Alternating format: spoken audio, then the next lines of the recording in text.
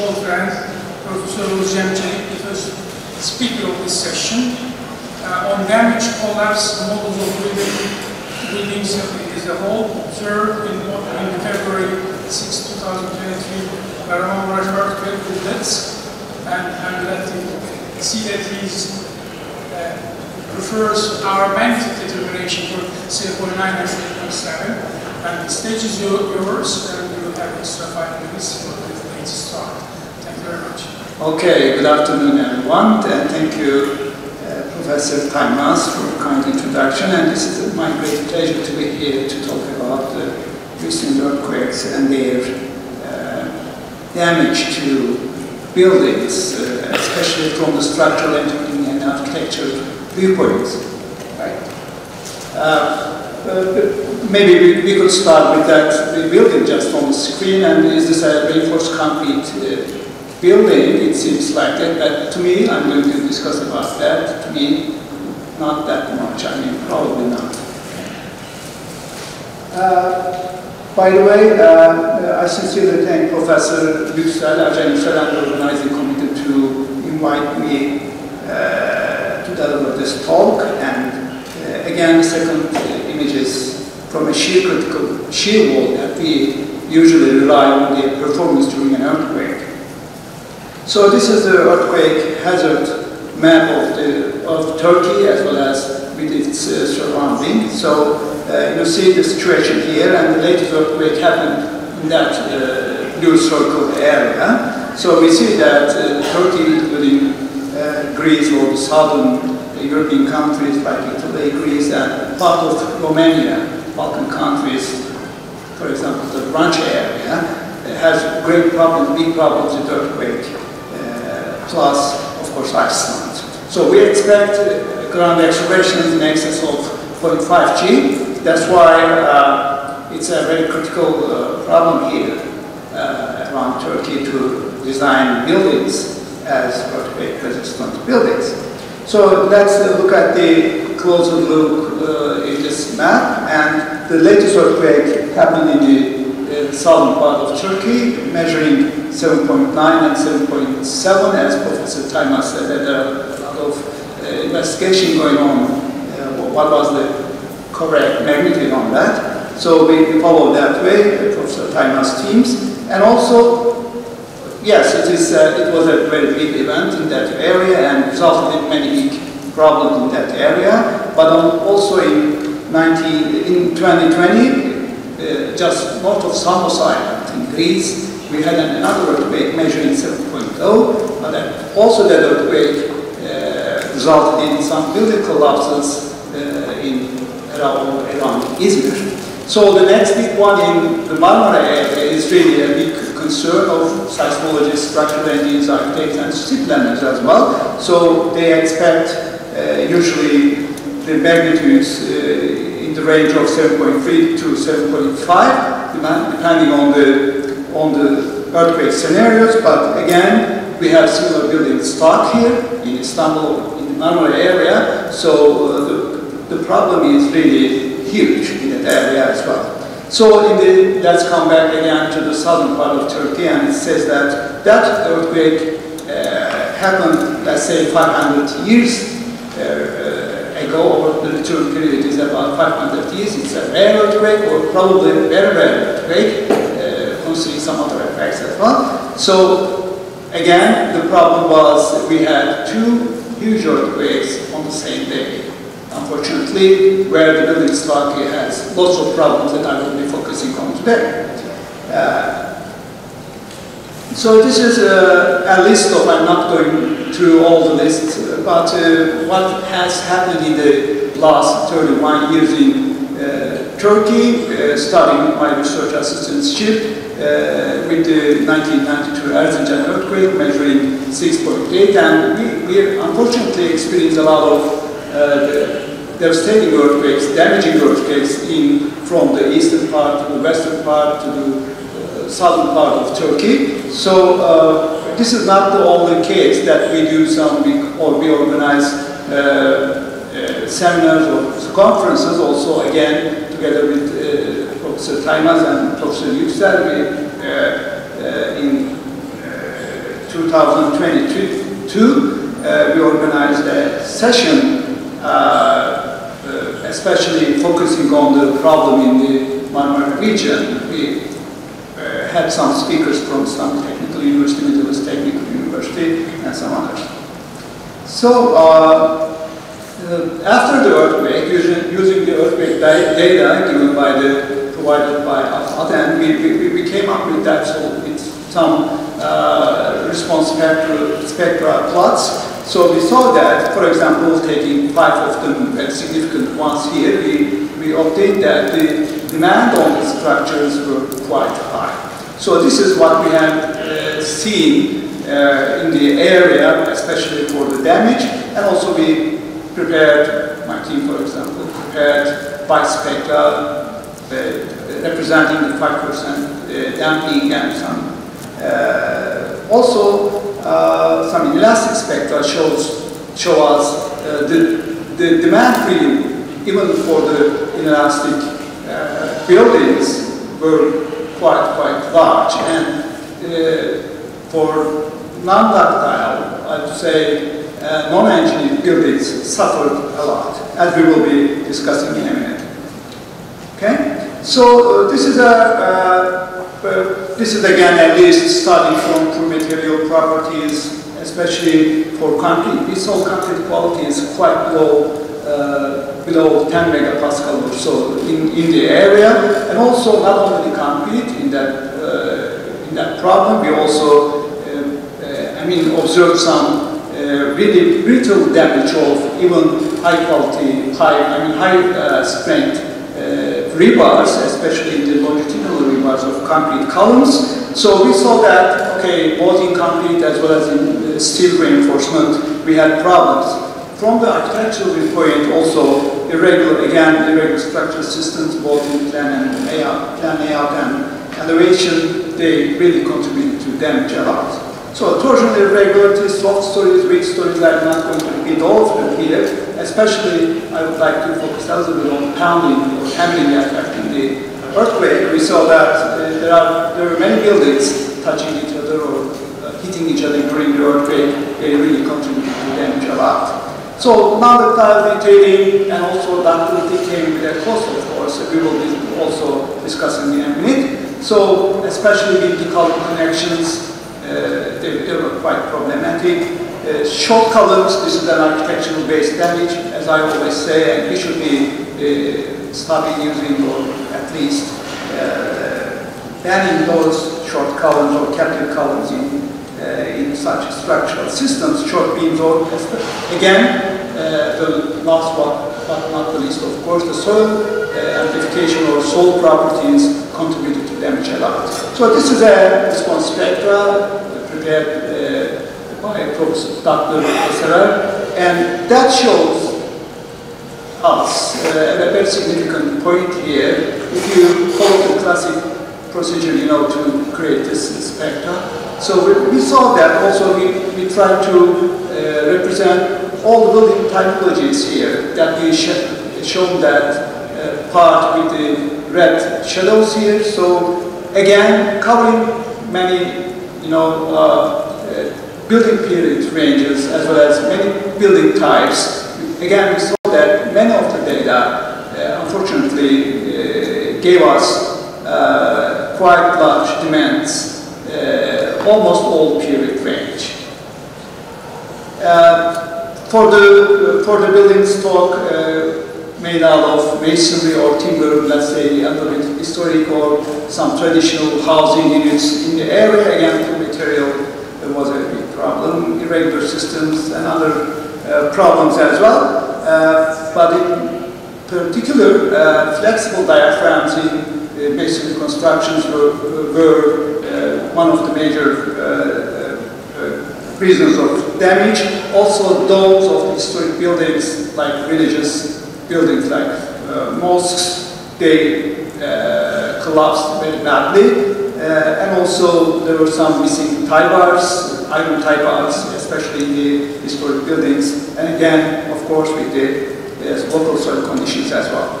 So it's easy to, measure the acceleration in a area, but as engineers we have some other tools to at least predict the minimum or the threshold of the critical acceleration, and that is taken from a slide here, as far as I remember. So this is the geometry of a train and car. So you could actually calculate the acceleration in that area to overturn this car.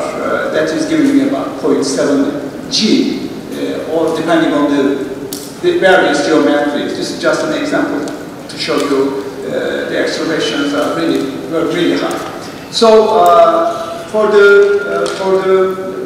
existing buildings and new construction, as well as the buildings that will be retrofitted in the next phase, I would say. So there are a lot of technologies. We still use conventional technologies to advanced technologies, including the base isolation as well as dampers, as the numbers of such buildings are increasing. So ductility is good, as we know very well, and also many building codes, including the Turkish code, relies on ductility, but that means again comes with a cost. I will be discussing in a minute again. Increasing damping is useful, there is no doubt about that, but when retrofitting, you stiffen the building, you attract more earthquake forces, so this is a really art. So to properly design a building in the area. This is a map, again prepared by my team, but that was a preliminary damage map in the area, and we took into account thousands of buildings in the damaged area, depending on the data provided by AFAD. And we saw that the damaged cities or areas are really in good relationship with the observations, and we saw that they really follow the fault lines that happen. Those darker colors are showing you heavily damaged or basically near collapse buildings. So on the right we have a concrete column, not that much properly probably designed, but we have some missing tie bars probably. There are many reasons that we will be discussing again later. So one of the major concerns from the again architectural viewpoint, we have poorly framed structural systems. I mean, there is no framing action in most of the systems that they collapse, or the lateral stiffness or the rigidity of the building is quite less. Usually people built in the past, I mean, their buildings basically by themselves, depending on following the codes or without following the codes in some cases, unfortunately. But again, there are many problems for that I listed before. So the framing action is principle. It's a must that people unfortunately missed that part even in the new constructions as shown here. That building didn't collapse, but there were some other positive sides of the building. But what we saw in the area that a building would actually collapse if the building has a lot of irregularities or material problems, or I mean, if there are many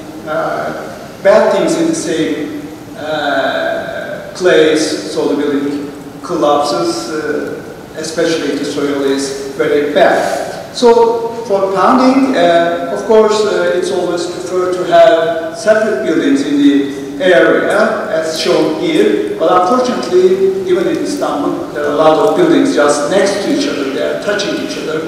It is a very bad situation. But the condition is, even if you separate buildings, there are some other collapse modes in the area that we saw that even the buildings are separated. If a building has some problems, for example, if it is collapsing from an overturning mode, so that building would actually hit the neighboring building and damage the neighboring building. Even the earthquake did not damage that building. So this is I would say, all the say, damage types were quite similar that we had observed in the past earthquakes, but in this earthquakes, the latest earthquakes, we saw that the neighboring buildings really damaged the neighboring buildings by the collapse model for turning. So, pounding, usually we design our buildings quite independently, very well, so we do not take into account the interaction between buildings, and this is a very good example from Tokyo. Even in a very crowded area, where the land is very expansive, it begins, I believe. We have some Japanese friends here, so they are very separated from each other, and the buildings try to behave independently. So if the story levels are shifted, then the problem is getting more problematic. Okay? So the torsional problem is a big problem. I guess we solve those problems basically, but there are some buildings in the existing building stock that we have problems from the torsional behavior. So the center of mass, center of gravity, they do not meet each other. So we have problems like that. So the question is, we receive a lot of questions from the people in the area, earthquake-stricken area and around here in Istanbul. Does retrofit work? I would say, of course, yes, because we do some testing in our laboratories as well, everything. So this is a building, a hotel building. It's a Hampton, yeah, in Kahramanmaraş, and that building, fortunately, was retrofitted prior to the earthquake, and you see around that building everywhere is like a mess, so you cannot see any any building that did survive, but this building had some slight damage after the earthquake as per the design intent, but it was okay, so they started to survive its life. So the next one is, these are residential area, again in Kahramanmaraş, and these are 14, 15 story buildings, and one of them collapsed from many reasons again, as I listed before, but others were heavily damaged. So this is a very sad story. I mean, if the earthquake, happened in the night, but what if the earthquake happened in the daytime? So there's a school building here. So there's a missing story here. So the whole story is unfortunately collapsed. It's a mid-story collapse due to again many reasons, low shear capacity, many reasons. I'm not going into details as before. But the problem was again. There are many reasons, but the structural irregularity played an important role in the structural, in the behavior of the systems. We have also, irregularities, A-type irregularities, B-type irregularities, whatever in the code. They are all fine, but the problem is the implementation of the code enforcement in the market as you see. So this is a totally collapsed building from like a pancake type collapse, and also we have an additional story on top of the building. If it did not happen there, so what would have happened in the building? So there are lots of questions like that. But again, the problem is,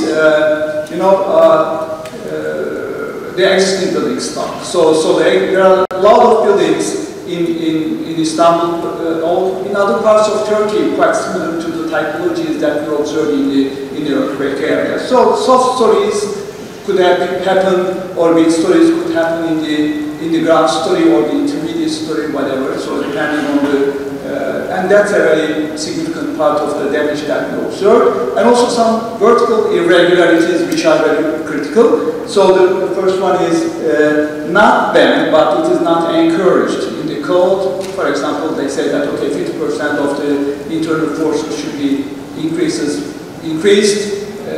So the internal forces should be increased by 50%. You have to multiply them 1.5, or in the new code, for example, they say that, okay, you have to carry out a time series analysis. So, but this is basically an irregular system. But the second one and the third one, for the third one we have some buildings like this in Istanbul, probably thousands of buildings like this, columns supported by cantilever in the ground level. Anyway, there are many problems like that, and the major problem here, the short column is really bad, or the captain column, so this is the lower story of a building, let's say 10, 11 story building in the area. Even you have a shear wall, doesn't have a lot. So that is really a problematic situation, and as you see here, even under cyclic shear forces, as you see here, so the short column really loses its strength very quickly, probably in the beginning of the earthquake, and whole building, fortunately this building is up, but it's useless, you cannot reuse it, all building could collapse or heavily damaged. So again, very important point is the hooks.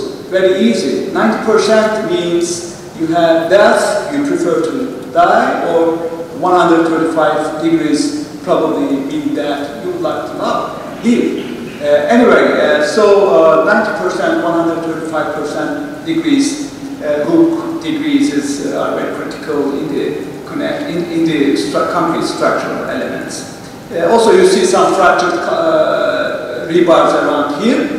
Anyway, this is again a school building. I'm going to be a little bit faster. So this is an area in Kahramanmaraş that I took that photo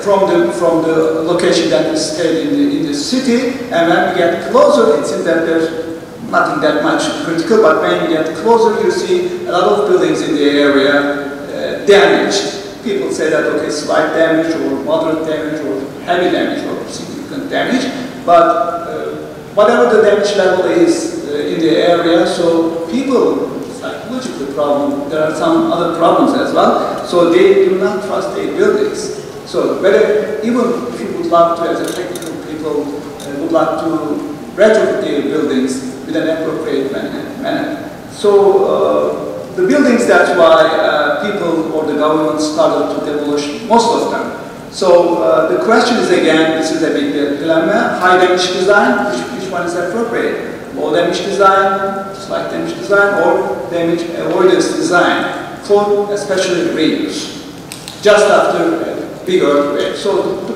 problem in this earthquake is quite different, I understand that. So we have two very big earthquakes on the same day, and these buildings were tested twice, probably larger than the design earthquakes on the same day. This is a seismically isolated building under construction, and I observed no damage, but there were some other problems in the seismic isolation devices. They were locked, unfortunately they didn't work very well. In some parts of the building, again, they were looking at, when we were visiting the building, they were looking at the problems in the area. Prefabricated buildings, they are really good with concrete classes of 40, 50, whatever you want. But the connections were quite weak against earthquake forces. So, unfortunately, again, some of the prefabricated buildings were caught by the earthquake during its construction steps. So some of the connections were not that much ready for the loading, so they really toppled very badly. So steel buildings, there was some damage as shown before, but there were some other, these are like the structural systems spanning, for example, this one spanning 20 meters or so. Fortunately, there was no damage in the area because there's no mass on the system. So there are some good stories again. This is the building, 7-story building, which was constructed with tunnel-formed concrete system. So we expected some damage on the coupling beams. We saw some slight damage that could be easily repaired after the earthquake, and they behaved very well, I would say. Okay? So steel buildings, okay, these are not that much engineered, so some of them, especially in the industrial area, they collapse very badly, and also there are some other buildings in the area. Historic buildings, there's another talk on that. I will be not spending much time on that right now, but I'm going to show you very quick images from the historical building. These are from Hatay, where the city center almost destroyed. I would say 80% of the buildings were gone. Okay, so these are masonry, stone masonry buildings. This is a mosque, Habib-i-Nejad mosque from the 11th century. Of course, there were some reconstruction or repair works over the course of time. So that building also had a lot of damage on partial total collapses in some parts. Okay, so this is another mosque-shaped mosque. This is again a building with a domed structural system on top of the building. So again, lots of damage in this building were seen. So this is another religious building, Protestant church in Hatay. Unfortunately, that the lower images from before the earthquake, and this is unfortunately after the earthquake, the arched part. So the whole building, unfortunately, was destroyed during the earthquake. And the last one is from the entrance level. Okay? Sorry. Okay.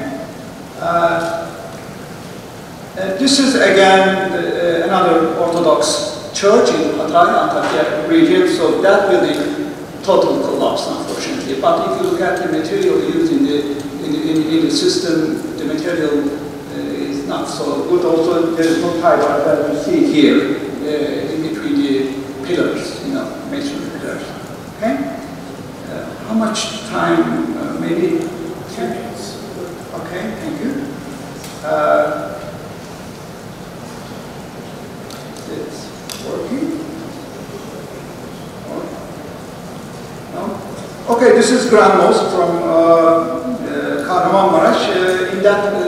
In religious buildings like mosques, you see that there are minarets. These are basically a cantilever, vertical, like a pillar, and usually we have lots of damage.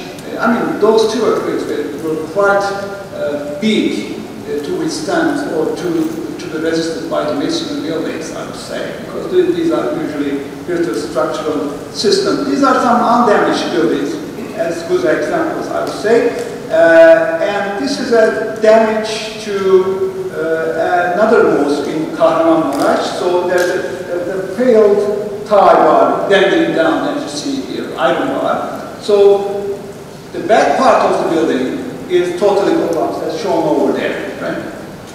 And then I'm really sad about this mosque. This is the new mosque in Malatya. So that building was damaged in the 2020 earthquake. It had some damage, unfortunately, but in this earthquake, most of the building was totally damaged. So this is another mosque, and that building that minaret before collapse, before the earthquake, and that is the same minaret after the earthquake. Okay, and that is the closer to the end. Okay, so this is a government building in Malatya. This is an old-fashioned reinforced concrete building with some solid brick infill walls. So it's a mixed system, I would say. So there was some damage to the structural system, especially in the out-of-plane direction wall failures. But in concrete parts, I mean, they interacted very well with the solid walls. But again, the structures up. So there were some out-of-plane failures of the masonry walls due to larger excessive accelerations on top of the buildings. Almost done. Okay, the lessons to be learned. These are very easy, especially for architects. Short columns do not do that. Okay, and then strong weak column does not work very well, as we know very well. So strong column, weak beam, which is nice. Okay, for the retrofit cases, try to eliminate irregularities. That will be our first goal, to do that, right? In a retrofit project. So if there's an irregularity in the system, then irregularities or vertical irregularities, we have to eliminate it. Then, if, for example, an example is here, so if there's an eccentricity in the system, if you need to add a reinforced concrete shear wall, so you have to balance the system, right? So for the existing buildings just next to each other, we have not that much big choice, because what we may do, you would actually increase the lateral stiffness of the building in the pounding direction, or there may be some other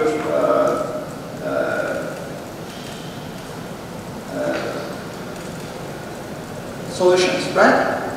For the soil problems, of course, we have geotechnical engineers where they are using a lot of jet craft systems or DSM improved soil methodologies.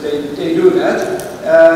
But the most important probability is eliminate short columns or soft stories or weak stories. These are very critical issues for the reconstruction.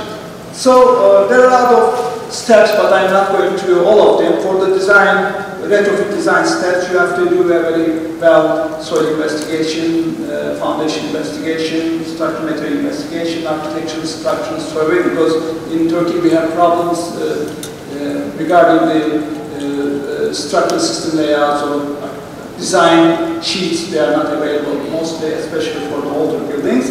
And also we do, our code is a very strong code, especially the new one. We do pushover analysis in both directions, and if necessary, nonlinear time history analysis for the irregular and high importance buildings.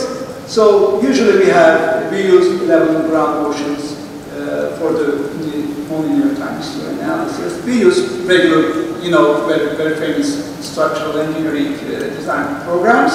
And the question is, you have to make a decision after all of these calculations. So you have to make a specific decision that retrofit or not to retrofit, or how to retrofit, right? This is a very big question, and it is not that much easy. Anyway, a very interesting survey I made online. So what would be, the question was, what would be your choice if your apartment was deemed necessary for a seismic retrofit? I gave 3 answers for that, and the response was, I would renew 44%, I would retrofit 20%, and I would do nothing 36%, which is not a very low percentage. This is a very interesting situation of the people living in that area. This is these are some numbers actually. I would say more than 80% of the buildings in the country is made with reinforced concrete buildings, and this is the number regarding the building stock in Istanbul. Showing the number of stories, for example, we see between 1 to 4 stories, it is the 65% of the buildings. And 70% of the buildings, unfortunately, were designed and constructed prior to 2000. And yeah, this is 80-something% is the reinforced concrete in the area. Okay? So a lot of retrofit projects are ongoing in the city and in the region, earthquake region. So this is from Istanbul, by the way. So the Ministry of Education actually sent a memorandum to all the colleges, high schools, primary schools, middle schools, everywhere. So they have to get ready for the next big one. And they have to get their buildings to be retrofitted if it is not earthquake resistant. Okay, there are, for the reconstruction, this is the last one, around 600,000 residential units are needed in the next couple of years. Around 2,000 buildings, units per year is planned to be constructed. The idea is earthquake-resistant, fast, cost-effective, and solutions are solved. There are several materials and structural systems.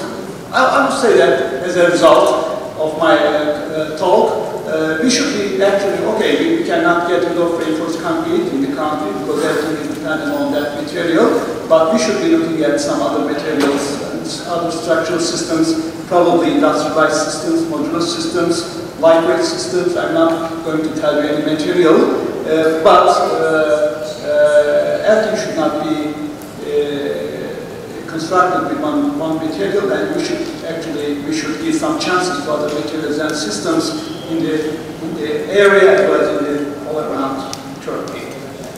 Okay, the next question is Istanbul with a population of 16 million and expecting a magnitude of 7.3 or more earthquake, and we don't know what happens in the next big one. Thank you so much.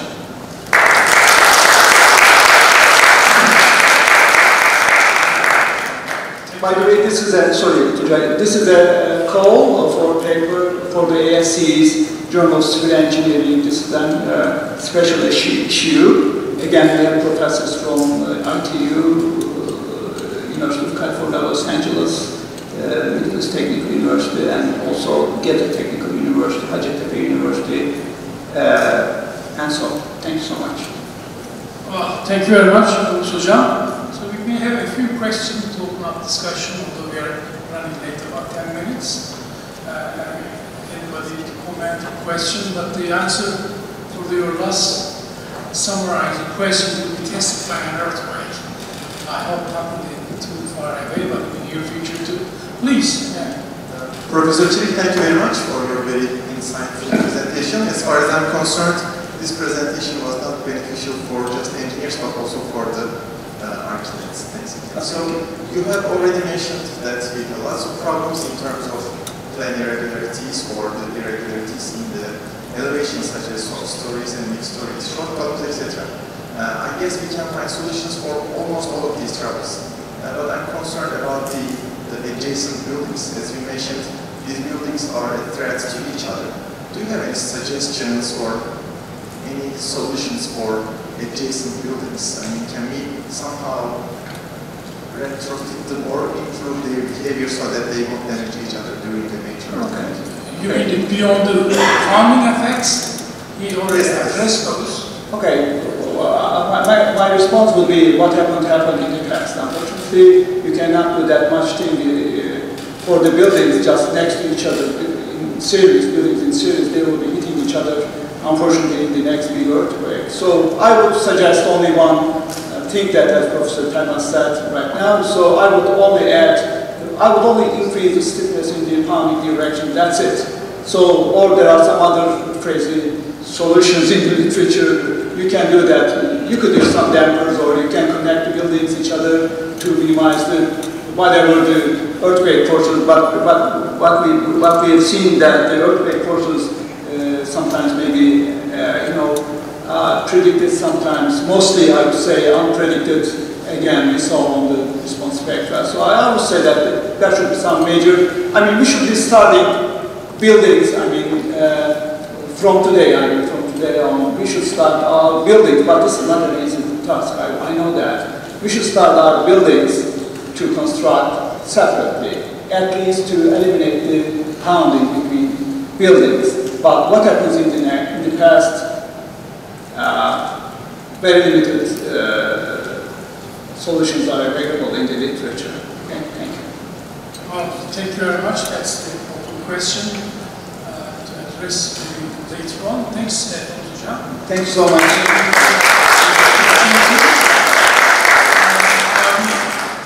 Quickly pass to the next speaker, Professor Selçuk Toprak, of Gebze Technical University, and he will be himself delivering a talk titled Performance of Lifetime Utility System during February 2023 Earthquakes, and Selçuk is here. So the stage is yours.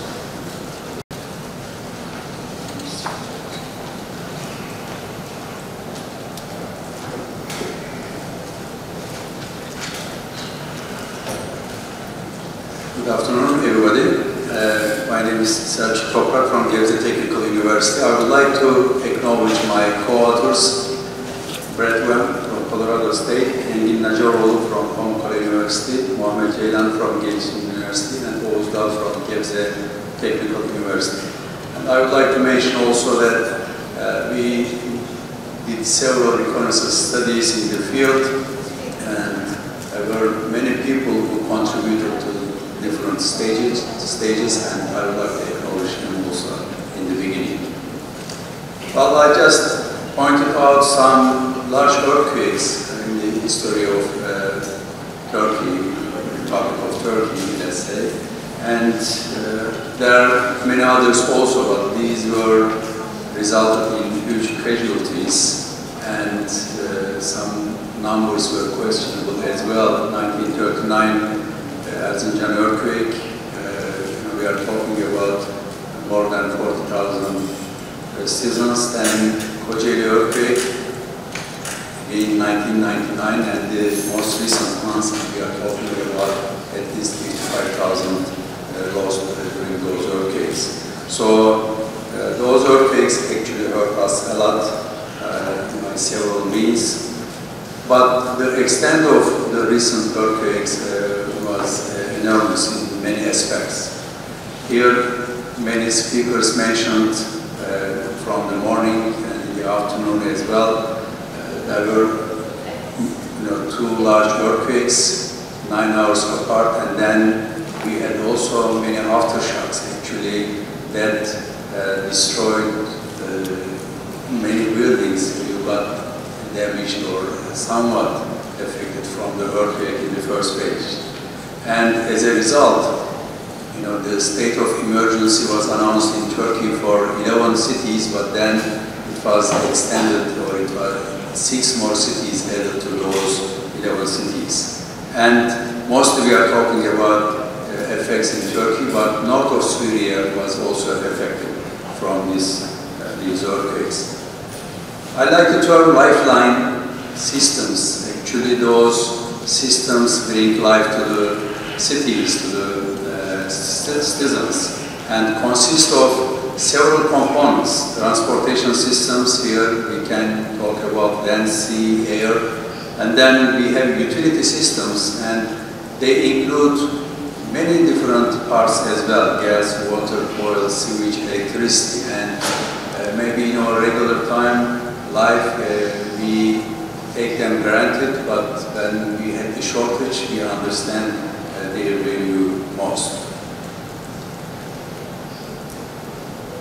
In total, this earthquake caused a rare disaster in a large area and affected different types of structures. And today I will be focusing mostly lifelines and more specifically utility systems. In this figure we see just one of them, a water transmission system bringing water to Gaziantep and just crossing a petroleum line underneath.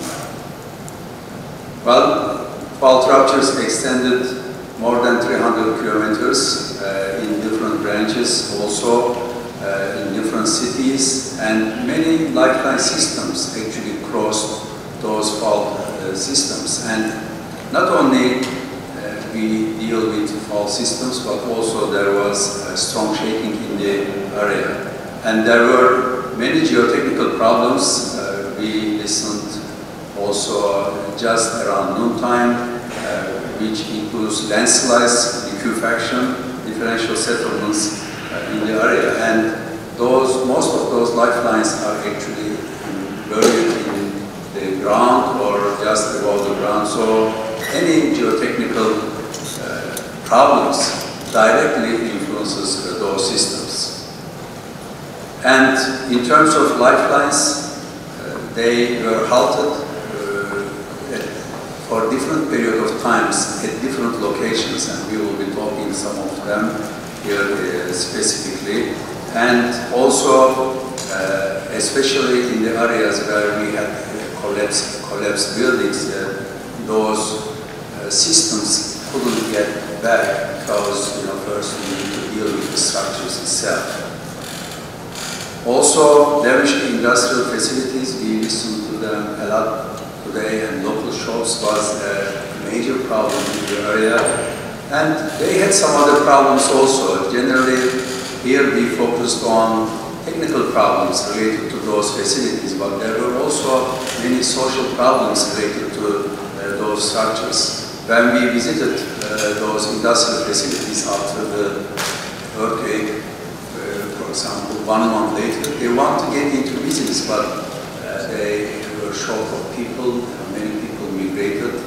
So even some technical issues were a major problem for them. For example, they want to start their business, but they really should be evaluated like damage review level.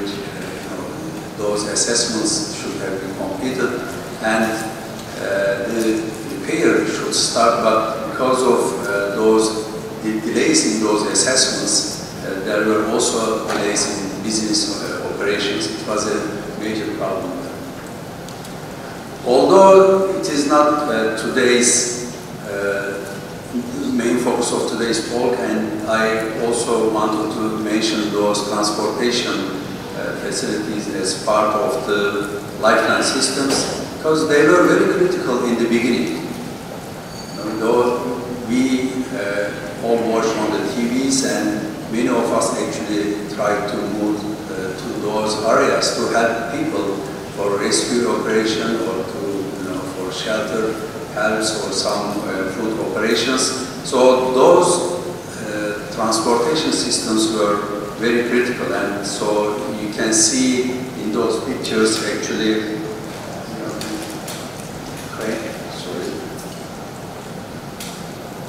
These.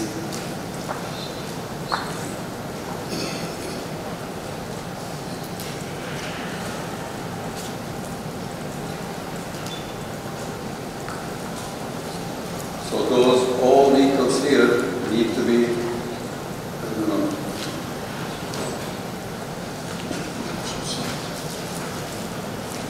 those vehicles need to be transported to the area.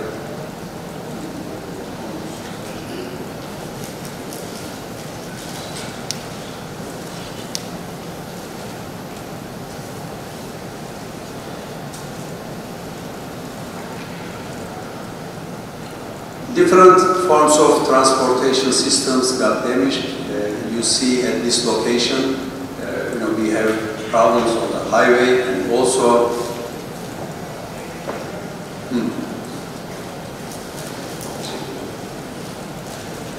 and those fault ruptures actually interrupted operations in both systems. Here we have, for example, railway right here intersecting a fault. And this is the moment actually after repair at the railway here, and also you can see the repairs on the highway. And many occasions we had different problems, not only because of the fault system, but because of the embankment, because of the problems at the embankments like here. So in many cases we consider them that simple structures, but at critical times like this it becomes very important to have those systems operational.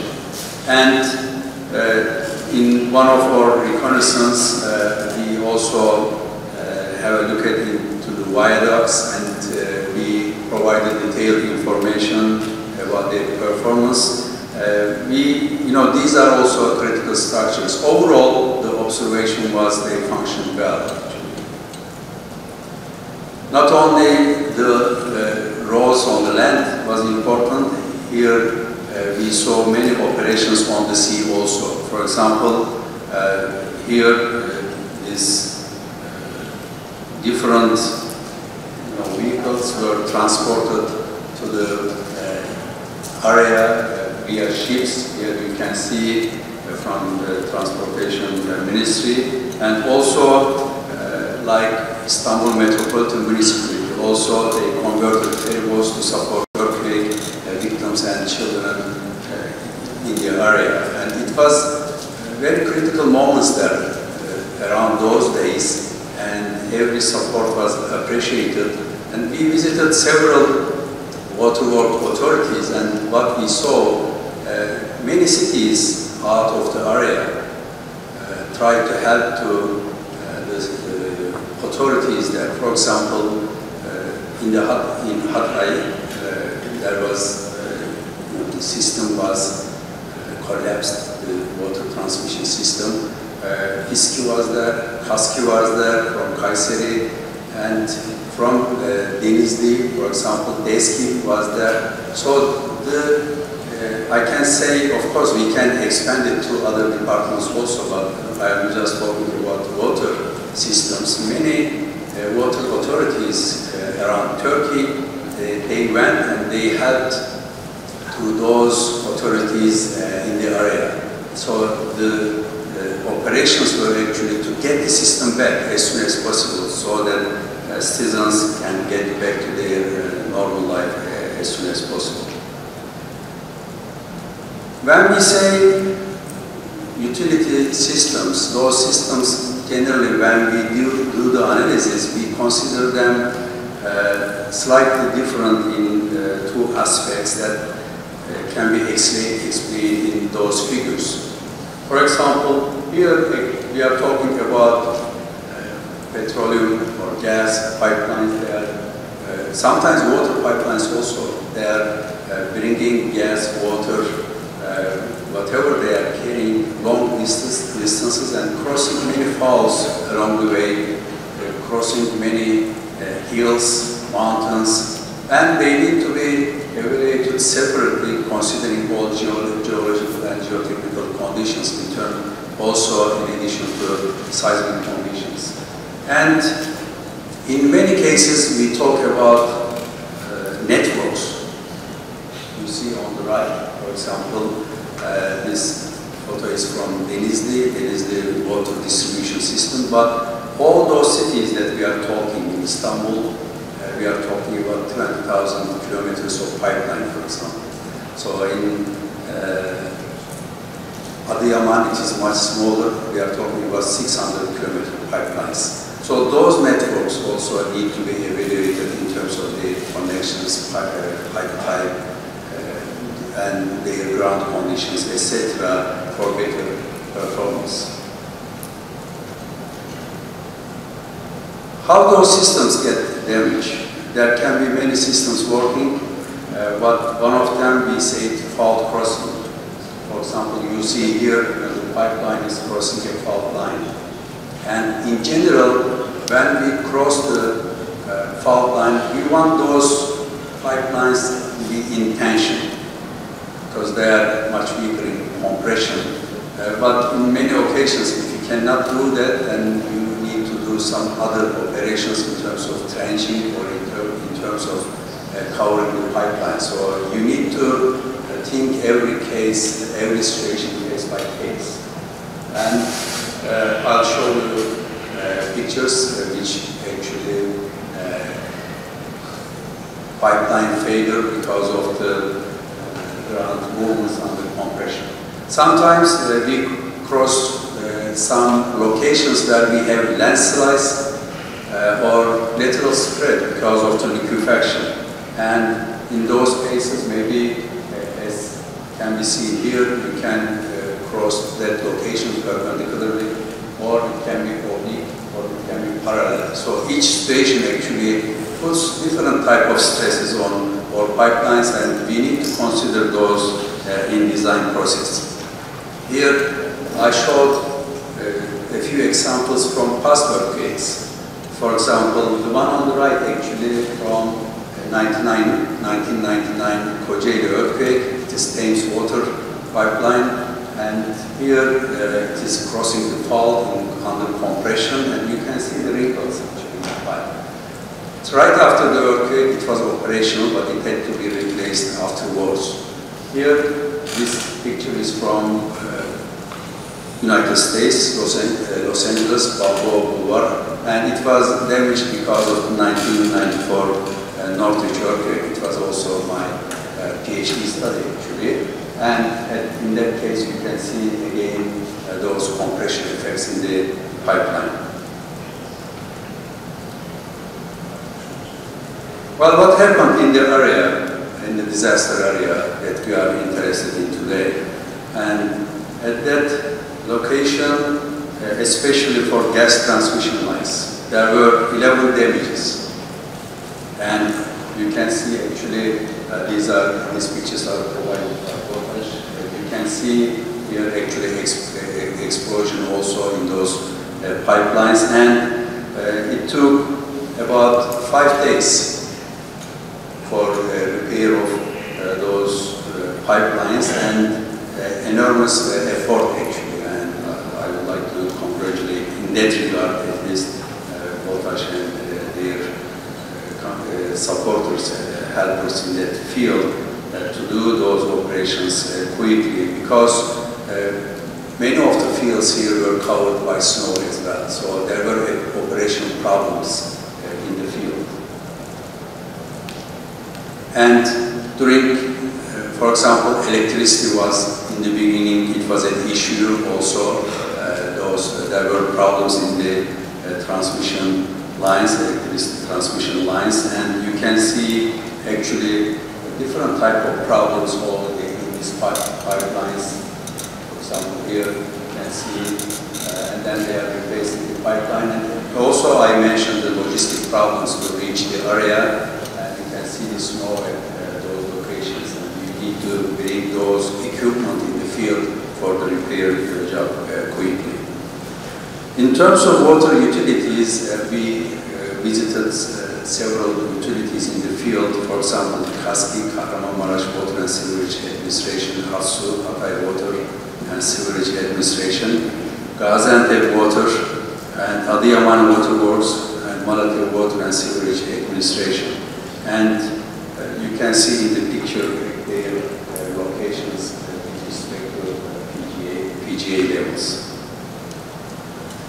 In Kahramanmaraş, for example, it was incorporated in 2016 and serving about 1.2 million people. And when we say, when we give those numbers, we should also notice that there is a lot of immigrants in those areas. Actually, maybe you need to multiply those numbers with 1.2, 1.5. So they are actually serving larger population than given officially because of those migration in the area, this Gaziantep, Kahramanmaraş areas. And at that location, the water provided to city from different sources as shown here. And in terms of water treatment plants, there were some minor problems, but they functioned well in general. And in terms of when we talk about Kahramanmaraş transmission system performed well, but in the city there was major problems. A few days they couldn't provide water to the households, but then when they started repair job with not only their personnel, but as I mentioned in the beginning of my talk, with the help of other personnel from other water utilities of different cities, they started those repair jobs.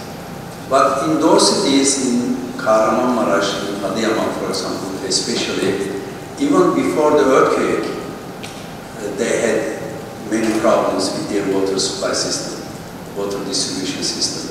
And there is a concept they call water loss. So basically, you measure the water that you provide to the city, and then you also measure the output. How much did you sell? Then you compare it. And in those cities, you are actually losing 50%, at least 50%, and some of them also 60–65%. So they have actually replacement problems. I will talk later. So it is critical for all or other cities as well. Those cities already had these earthquakes and their system damaged, but for other cities we need to expedite it. We need to speed up those replacement programs, also considering seismic conditions. So they had different type of pipelines: polyethylene, asbestos cement, PVC, cast ductile iron pipelines in their system, and we are talking about 3,300 kilometers of water distribution systems and 1,500 wastewater systems. And in general, newer installations, new materials, they performed much better. And the cost they received at that time for the water problems and for the repair of the system was enormous. Here, 120 repairs per day. They are mentioned in general. Hatay, they totally lost their system and they couldn't get it back for a long time, and they are now serving water to the container cities mostly, and also other cities help with their transmission pipelines. And in Iskenderun, port city, especially impacted by liquefaction, and they had many difficulties providing water to the higher floors, and the wastewater system was not functioning well. Also, they couldn't measure, they couldn't know actually what damages existed in their sewage system. This is still an issue for the sewage system. And they use different temporary water, wastewater services. And they had also one other issue, because their employees also were in the region and they were affected by the earthquake.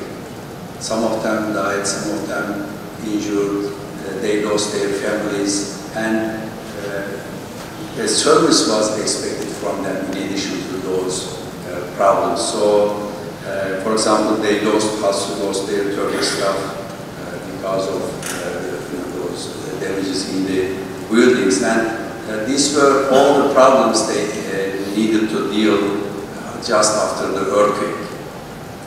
Gaziantep Water and Sewerage Administration, GASKI, they were serving more than 2 million people, and this city actually experienced many problems regarding the pipeline failures, but they survived also in many aspects because they were bringing water to the city from different sources.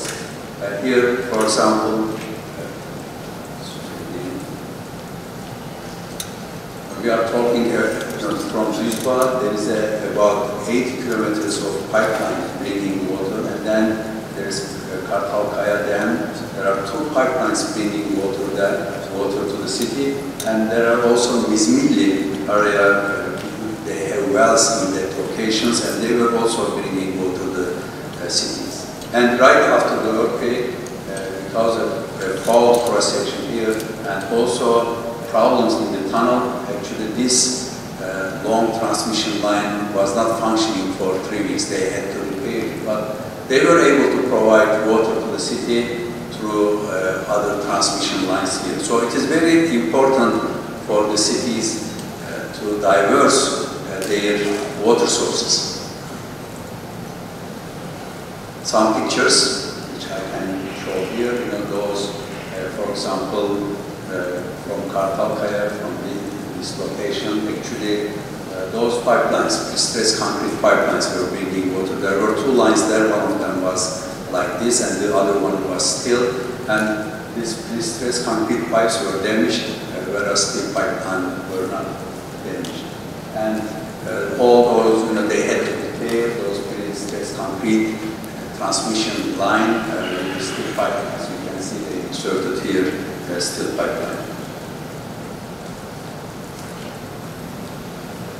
This Düzba water source, very critical for the Gaziantep. It was bringing water from 80 kilometers by using a 2.6 meter diameter pipeline. And there were various damages in this system. For example, I want to show some pictures here. This pipeline were going through a 3.5 kilometer tunnel at the first stage. And the reason they constructed this tunnel actually for protection measures while going through the mountain, not to get any damage. They constructed a tunnel which you can see here. This is the tunnel, and then they placed a pipeline in it. And tunnel got some damages, as you can see in those pictures, but not major damages, so it survived well. And in the pipeline, there were some expansion joint problems and some residual offsets at pipeline supports and some problems with fixed support damages. And And then eventually, actually it was, I need to mention that they considered longitudinal movement here, so they had some kind of flexible supports here, so it could move some centimeters in the longitudinal direction. And eventually, to repair that pipeline, actually they need to insert a 30 centimeter pipe at that particular location. And as I mentioned, there were a fault crossing here. This is our 2.6 meter diameter pipeline, and this is the petrol gas line, petrol pipeline, sorry. And you see this pipe, actually, originally it was oriented like this, but there is a left lateral movement here, which puts the pipeline under compression, and you can see the pipe itself right here. This is the damaged pipeline as a result of the fault movement. And the fault movement at this location was about 4.5 meters right in that location. And I also mentioned Mizmilli water source, and at that location they had 4 pumps. You can see here, and then the water is gravity fed to the city. What happened at this location? Actually, the building damage.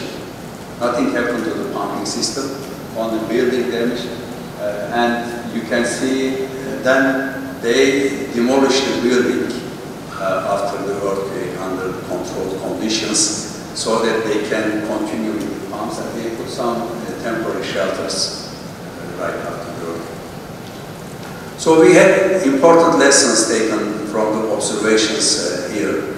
And how long time? 2 minutes. 2 minutes, okay. So we need to consider the consequences of failure, and here direct cost, environmental cost, and socio-economic cost gets into the picture. And we need to also consider the high consequences of failure. You know, the service to, for example, hospitals, schools, some critical structures. They need to be prioritized in our efforts to get our system resilient. And there are several indicators that we need to consider when we take into likelihood of failures. And it is important for us to be proactive. What do we mean with being proactive? We don't need to wait the damage to occur. Before that damage occurs, we need to take actions, so we call it proactive. We can actually determine the problems in the system. We can replace the old pipes. And during doing this, we need to combine different disasters. Aging is a problem, earthquake is a problem, flooding is a problem. So you need to combine all those and prioritize your system before getting into action. So just some pictures from Denizli replacement program. Actually, those pictures are taken from the water system. You can see how corroded they are and how damaged they are. Actually, you are losing water into the ground in those systems. And in the replacement, there are different technologies, earthquake-resistant technologies, and flexibility is a key issue here. For example, here, the joints, it can open, it can compress, it can rotate. So it can tolerate the movement of the earthquake. So we have some publications on those topics, and I refer you to this. And I acknowledge different institutions, organizations that they supported our reconnaissance studies and the field work during this period. Thank you for your attention. Thank you very much. We have quick questions and comments. It's very vital as far as lifelines are concerned. There is one at the back there.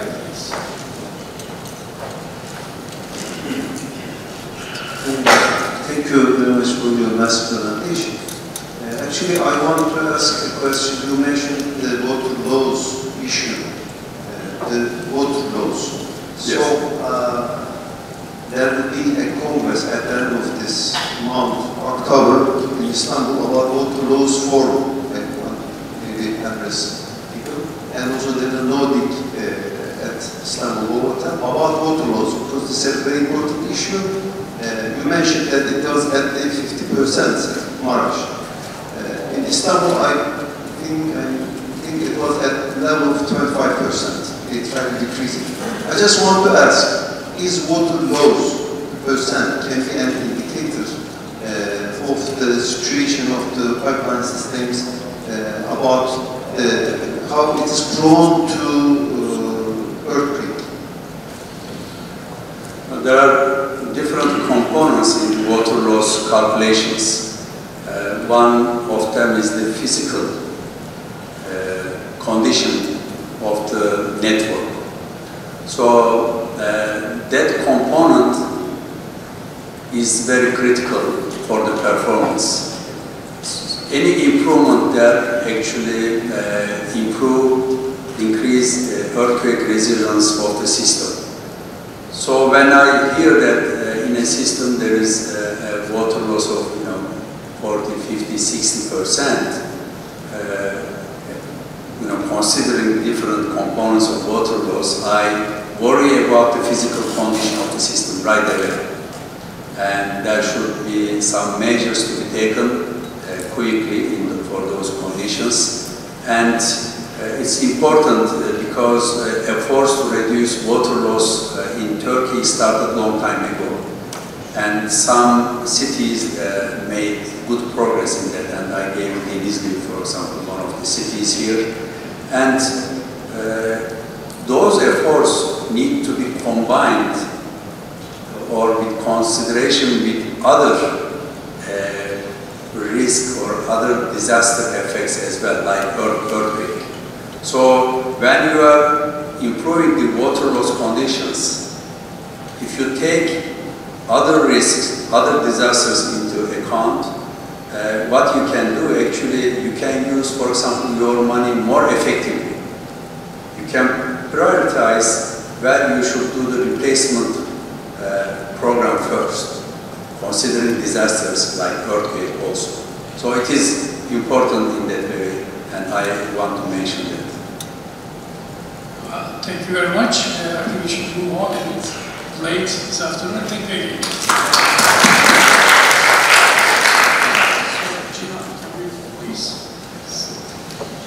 The third presentation of this session will be presented by Dr. Umut Almaç from Istanbul Teknik Üniversitesi.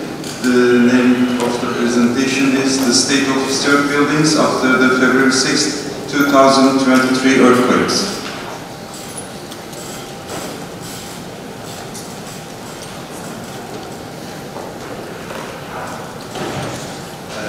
Thank you, Mr.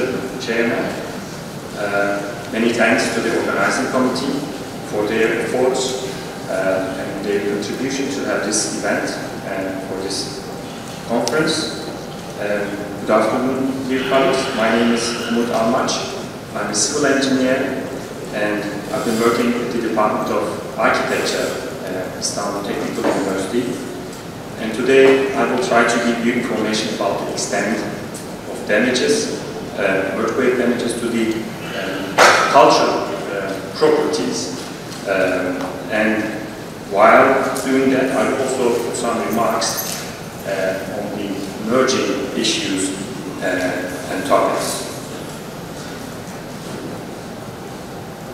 Fortunately, I had the opportunity to visit the earthquake-affected area a couple of times, and the pictures that I will use in this presentation will be from those site visits from different locations and from different kinds of buildings, including vernacular architecture as well. So, masonry walls, I need to add, in the earthquake-affected area, most of the buildings are masonry constructions. We don't have many examples of pure timber constructions. We have some adobe structures. I will show you a couple of pictures from those adobe structures as well. But masonry walls are exposed to in-plane and out-of-plane loading during the earthquakes, and depending on the loading directions, we might have different types of damages. And the experience gained from the past earthquakes and from the scientific studies, including laboratory, let's say, research, the out-of-plane mechanism, the out-of-plane damages are more critical because they lead the structure into partial or total collapse. That's why we call those damages related to the out-of-plane, we have a first mode damages. And then we have also second mode damages, which is related to the in-plane behavior. So these are some examples from out-of-plane mechanism.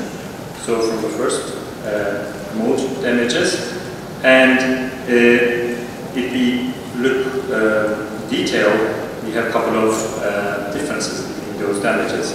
This is because of some of the parameters, for example, the connections between masonry walls and the floors, or depending to the connections between roof and walls, or depending to the connections of the wall to the roof, or depending on the reinforcement elements in the traditional buildings, such as lacings, for example, timber lacings, or you can have also tie walls, for example, or clamps, or doors.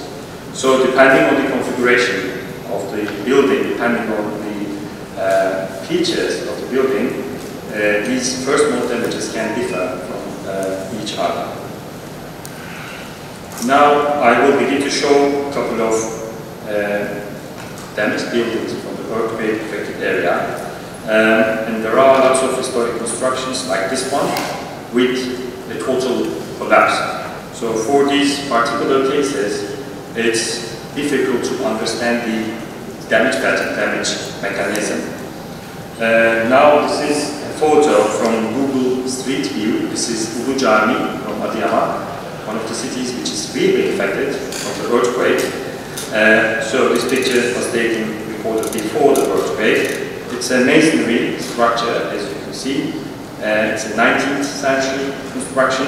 And we are looking to the east facade of the building. What I would like to indicate is the neighboring building, which is a 4-story reinforced concrete structure. And after the earthquake, we have this condition,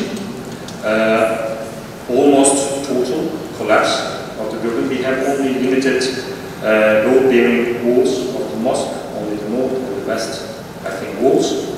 And what is interesting is that the 4-story reinforced concrete building has been collapsed as well, and the parts with some of the frame elements, the columns, beams of that reinforced concrete building was on the plot of this mosque. So I wonder if that new construction has to do something with the collapse mechanism of this building. A question mark. We don't have any records about that. Now, in the earthquake-affected region, most of the minarets has been collapsed, and I will show you a couple of pictures from the damages of the minarets. The first one on the left-hand side is from the same building that we have seen from Ulu Cami, Adıyaman. So, on the left-hand side, we have the minaret of Ulu Cami, and we have the total overturning of the minaret shaft. Normally, we don't see these constructive details. It's, I think, interesting to see the interior part of the minaret, the cross-section, because normally we don't see it. You can see the stairs, for example. You can see, for example, doors, the vertical iron elements connecting the walls of the staircase. And then we can see the shaft. It's a multi-leaf masonry. We have the ashlar, and then we have also an interior face, and then between them we have the in core, which is rubble stone and large amount of mortar. And on the right hand side we have another minaret from another city, Şanlıurfa, Ulu Cami, and in that case we have the overturning mechanism of the spire, so the top of the minaret has been fallen. Some further examples For example, on the left-hand side, we have the base of the minaret, but we have the overturning of the shaft. And then on the right-hand side, we have the shaft part. We have some widening of the head joints, so vertical joints is widened to this. We don't have any cracks on the units, we don't have cracks on the stones, but we have widening of the. So it puts the structure into critical condition. And some further examples. This is from Diyarbakir, and this is one of the most, I think, elaborate minaret of the city. It has nice decorative figures on the facade, but unfortunately that minaret has also some structural problems. We have vertical cracks from the shaft. Nowadays, if you go to the site, you will see some bracelets, some hoops confining the circular shaft, and that was installed by the Director General of Foundations, by Vakıflar, as a shoring, let's say, intervention. And then this is, I think, an interesting example because we don't have any kind of vertical crack, diagonal crack, or we don't have any overturning, but we have sliding over one of the rows of the stones. It's, I think, very, very impressive. I haven't seen any example like this one. There might be some reasons, I think, having that kind of damage. I think this minaret is a reconstructed minaret.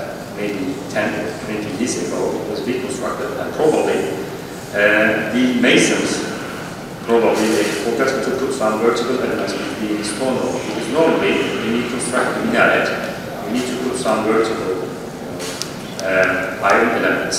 And this one, I think, maybe that it's missing. And this is from Adıyaman. This is the St. Paul church. We are looking to the entrance portico. This is the last facade of the building. As you can see, we have diagonal cracks, and this photo was taken in February 2023 after the earthquake, and this is this was captured in March. I have captured this photo, and as you can see, we have some kind of timber support as a shoring intervention in order to prevent further damages during the aftershocks. This is an important, I think, issue, shoring. We don't have, unfortunately, we don't have many examples in the earthquake affected area. I have seen only a couple of examples like this one, but it's an important, I think, we need to, after the earthquakes, we need to install these kinds of supporting structure to prevent further damages. And from the same building, this is also, I think, an interesting view, an interesting damage.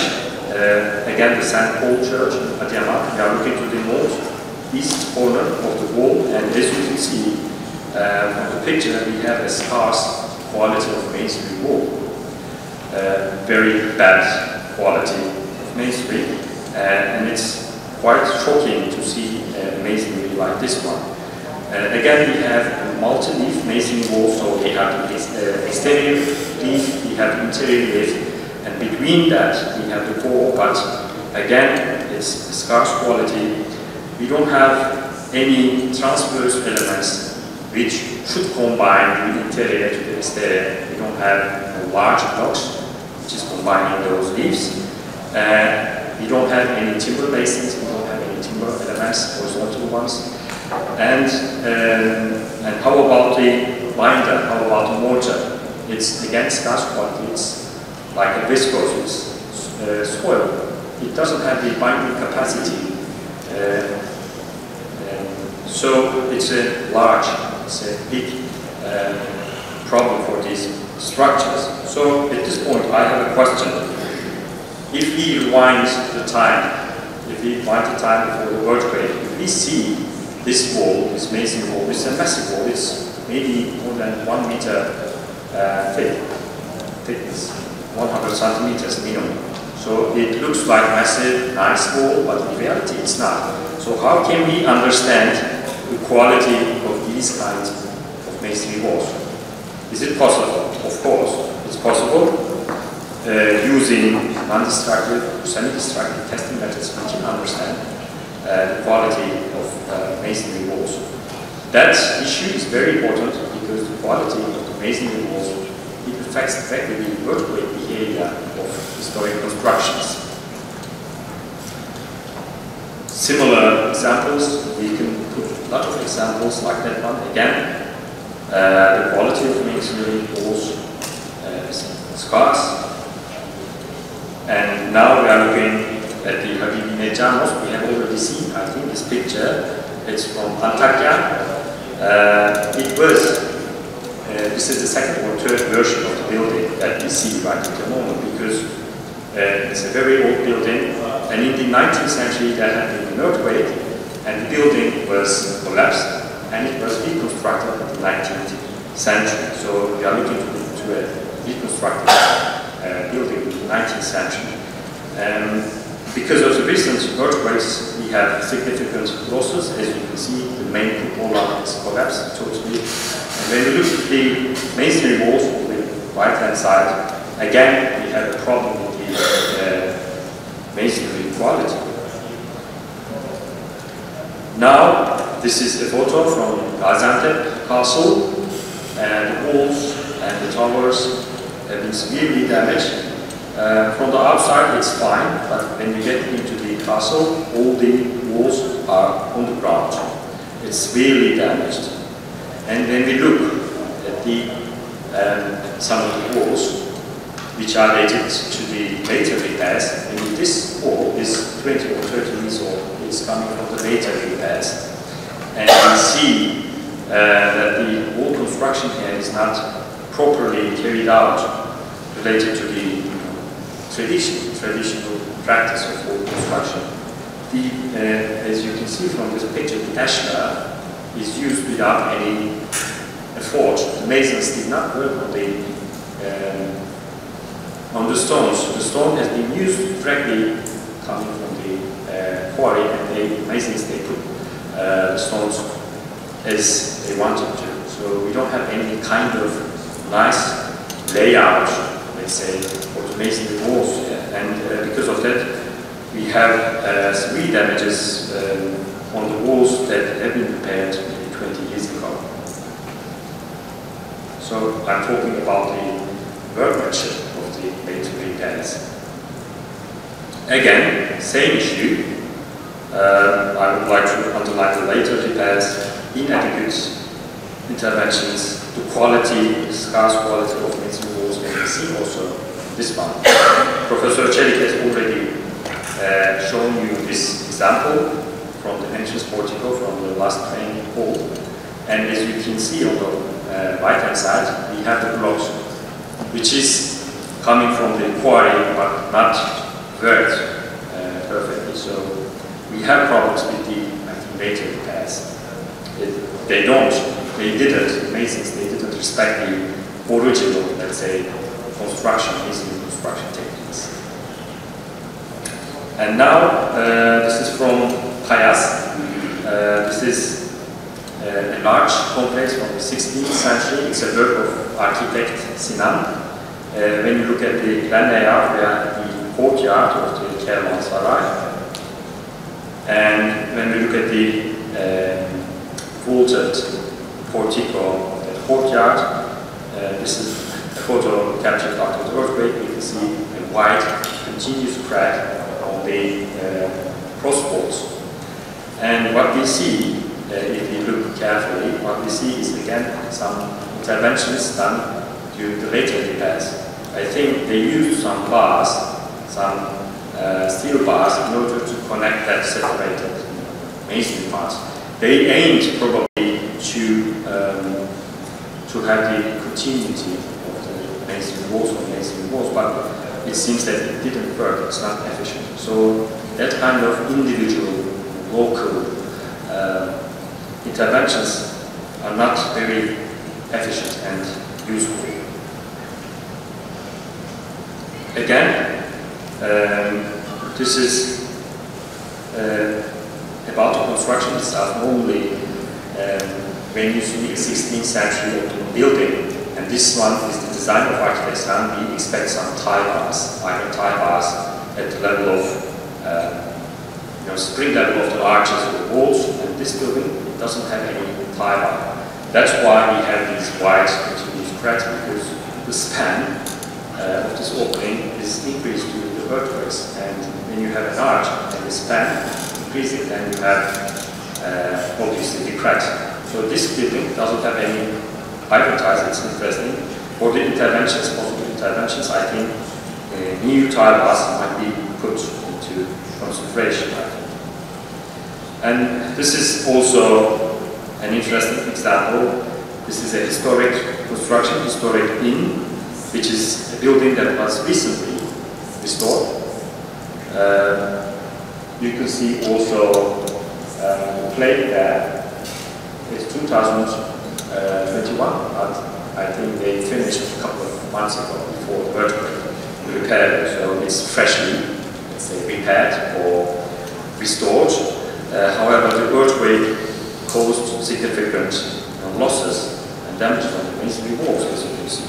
Again, we have the issue of direct use of stone in restoration as it comes out of the quarries is an economic issue, a problematic issue. And some pictures from rural areas. This is a village of Malatya, and the name of the village is Balaban, and this small village is famous, well known for its adobe constructions. All these constructions are registered, listed buildings, according to the law, and these buildings, they display traditional construction techniques, materials, and craftsmanship, so they are very valuable for us, and we need to protect them. But unfortunately, again, some pictures from the construction details of these adobe structures. But again, we have severe damages because of the earthquake. Not only because of the earthquake, I think because those structures were neglected for a long time, abandoned, so no maintenance. That's also an important issue.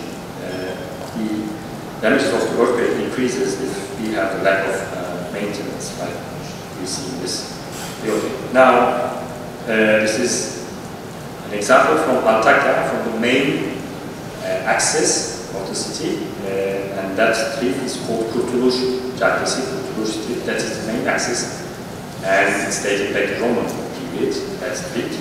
And then we look at the buildings there, we have a kind of complex structure. It's a two-story buildings. It seems that it's a simple structure, but in reality it's not, because the construction materials and techniques are quite complex.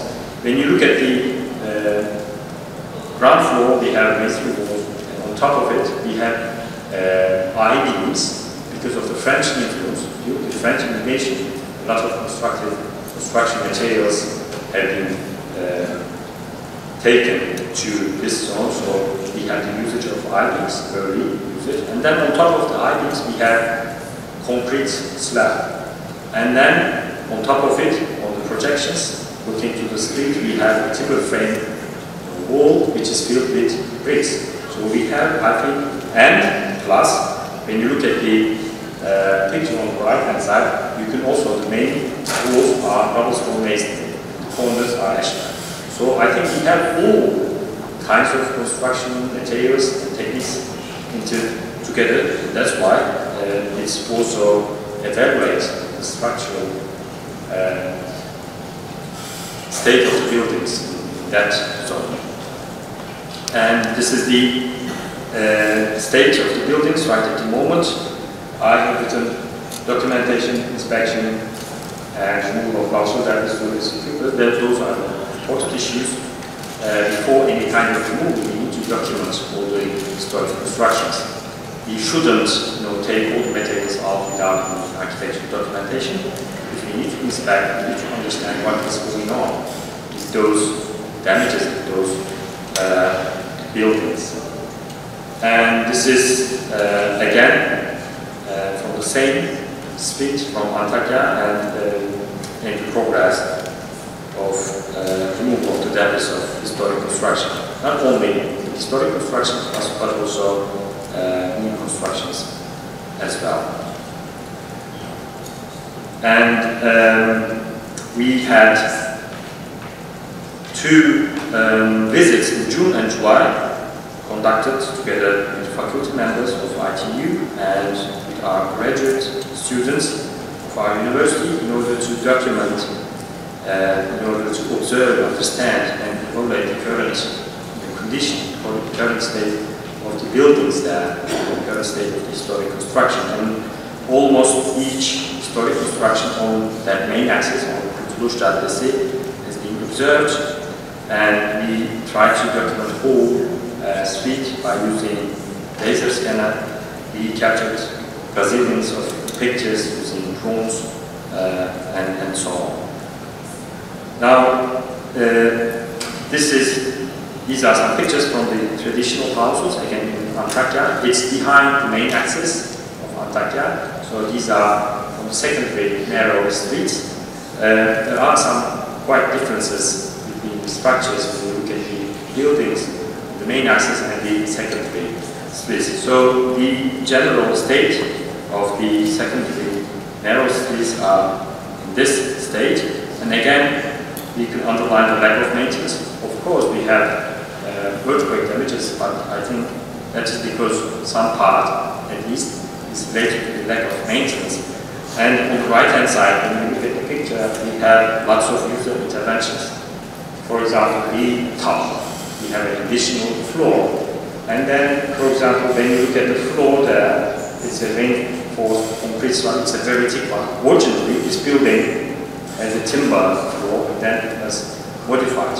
So not only the lack of maintenance and so on, but also we have a complex issue regarding the use of interventions as well. Again, some examples from the second group, narrow streets, the traditional houses.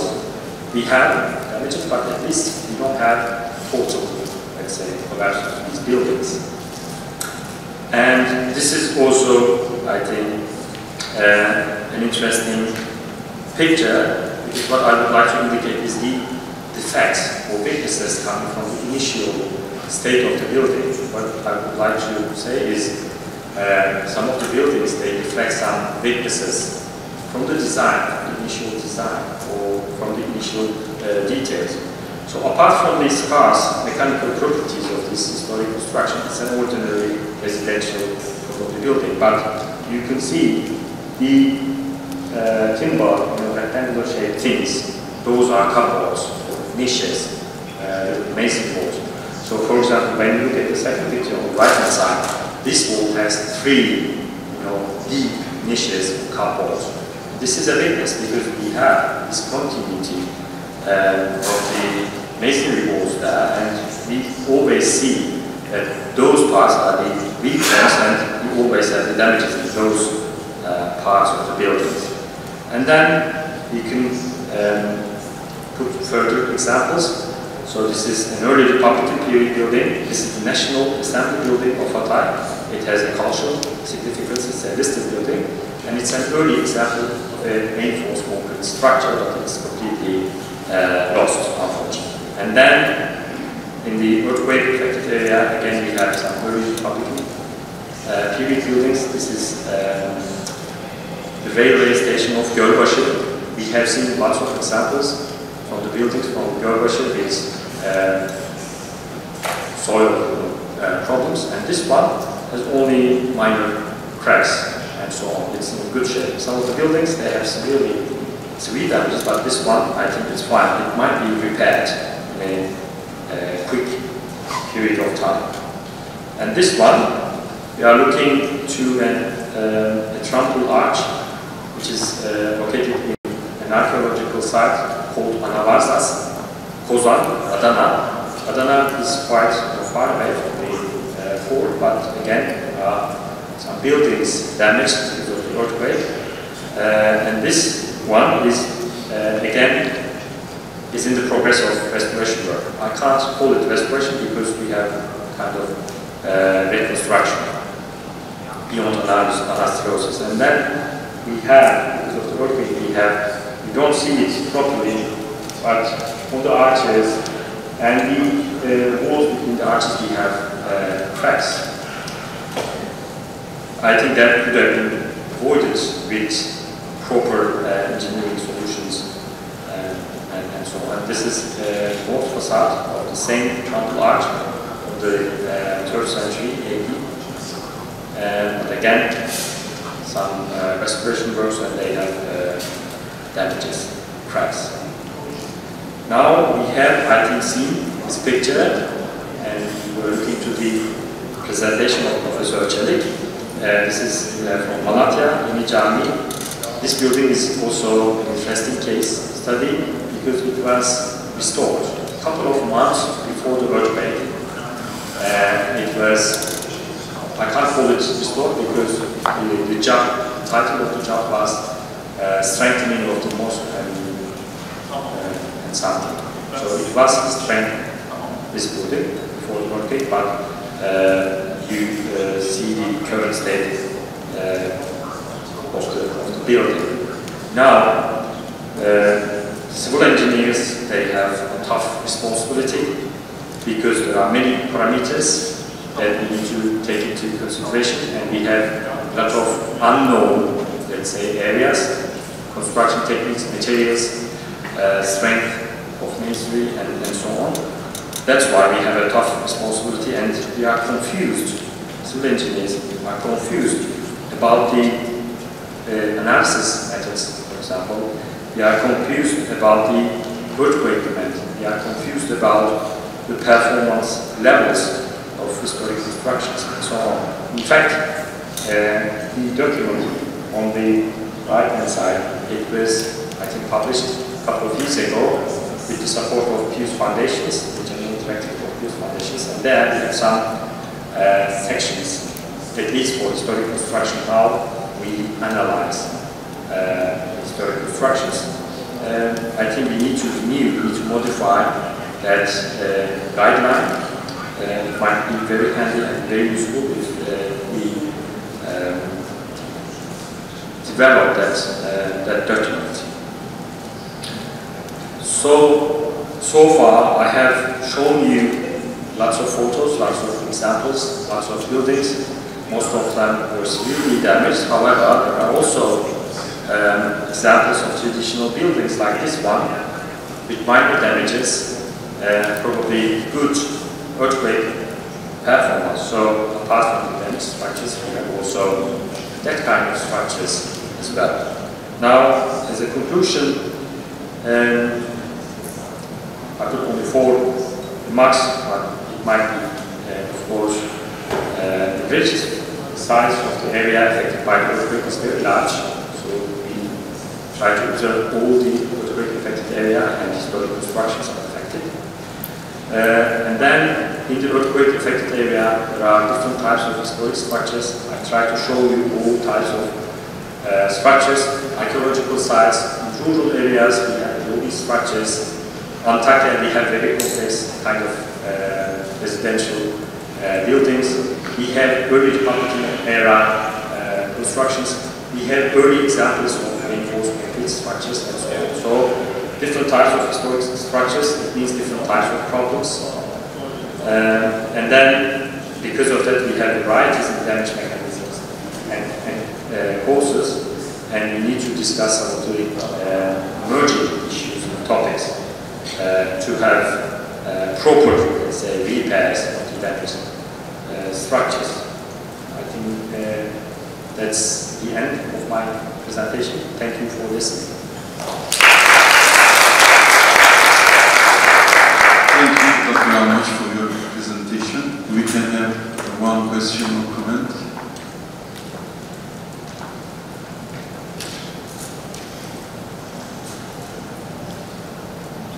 Yes, question, I think.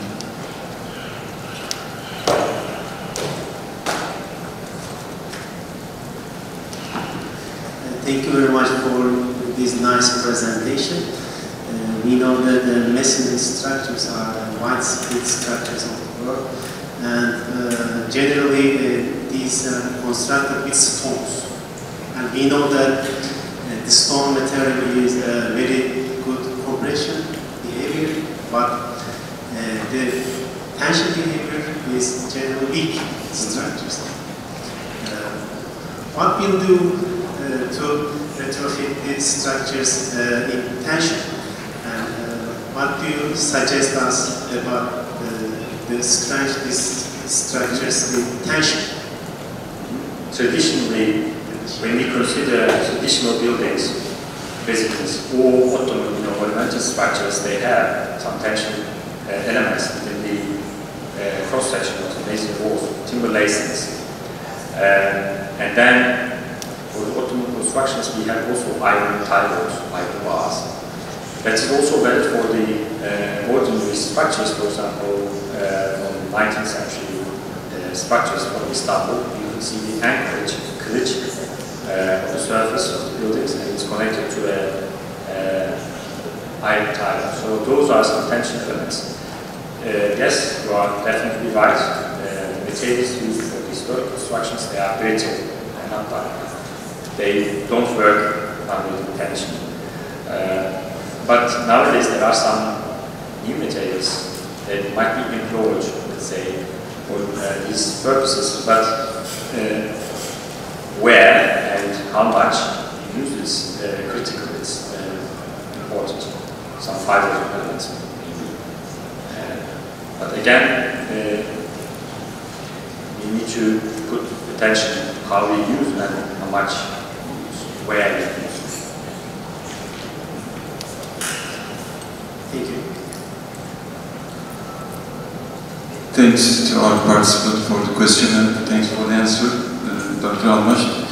The next presentation, also the last presentation of this session, will be presented by Professor Dr. Ufuk Yazgan from Istanbul Teknik Üniversitesi.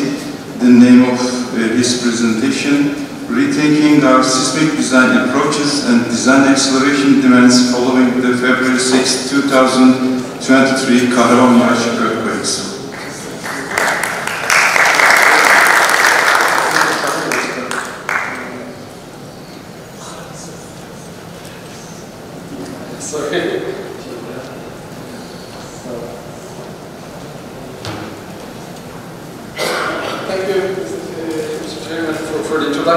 Yes, well, in my presentation, I would like to introduce some of the ideas that has been bothering me since I have visited the earthquake region.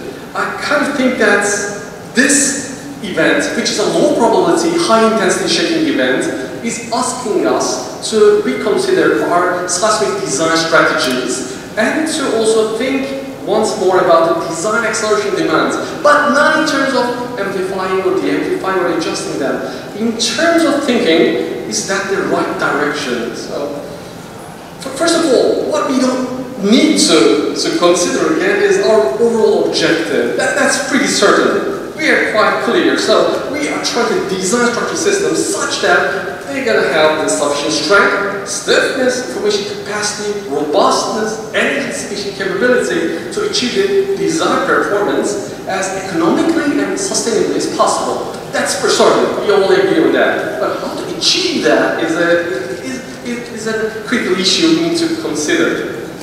While doing this, of course, we resort to idealizations of real life and post-earthquake assessment, reconnaissance missions, and so are very valuable opportunities to let us know how these idealizations really match up with the real life and how they do not. And the sequence of devastating events in February 6 was one such event. I think this set of events are calling us that we should rethink about our strategies while we are handling these low probability, high intensity events in our design processes.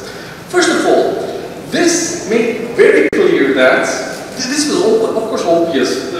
Large magnitude events create very long ruptures, hundreds of kilometers ruptures, and then after those deformations are onset on the plates, this produces additional stresses on the neighboring faults. In the past, we observed that in terms of the aftershocks, and something around 7% of the large magnitude earthquakes, we also observed them in terms of main shocks, like this event we had.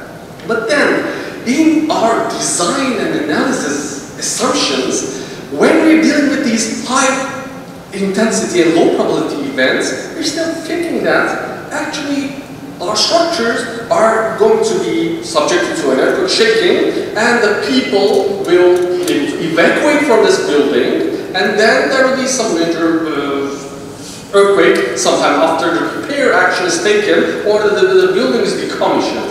However, for this set of earthquakes, of course we had two main shocks. For many of the early earthquakes like the Christchurch, L'Aquila, and so, we had devastating aftershocks. So basically those devastating events tell us that there will not be a single demand that will be over, and the shaking will be over for a long duration, and then we will have some additional shaking. So, for example, this is the plot of the peak ground accelerations registered by the AFAD stations. Most of them are corrected manually.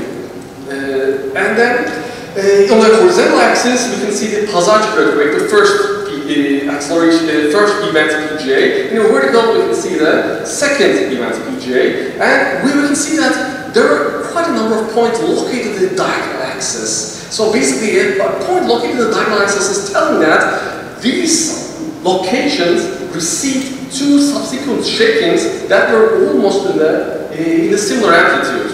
One such station was the Çağlayan station. In this station, we had first an acceleration of 0.36 G and 9 hours of aftershocks and relatively less activity, and then another shaking of 0.2 G just 9 hours after that, okay? And which is basically just reaching to the almost 60% of the first shaking. So one is already severe, and then quite a short time interval and another severe acceleration.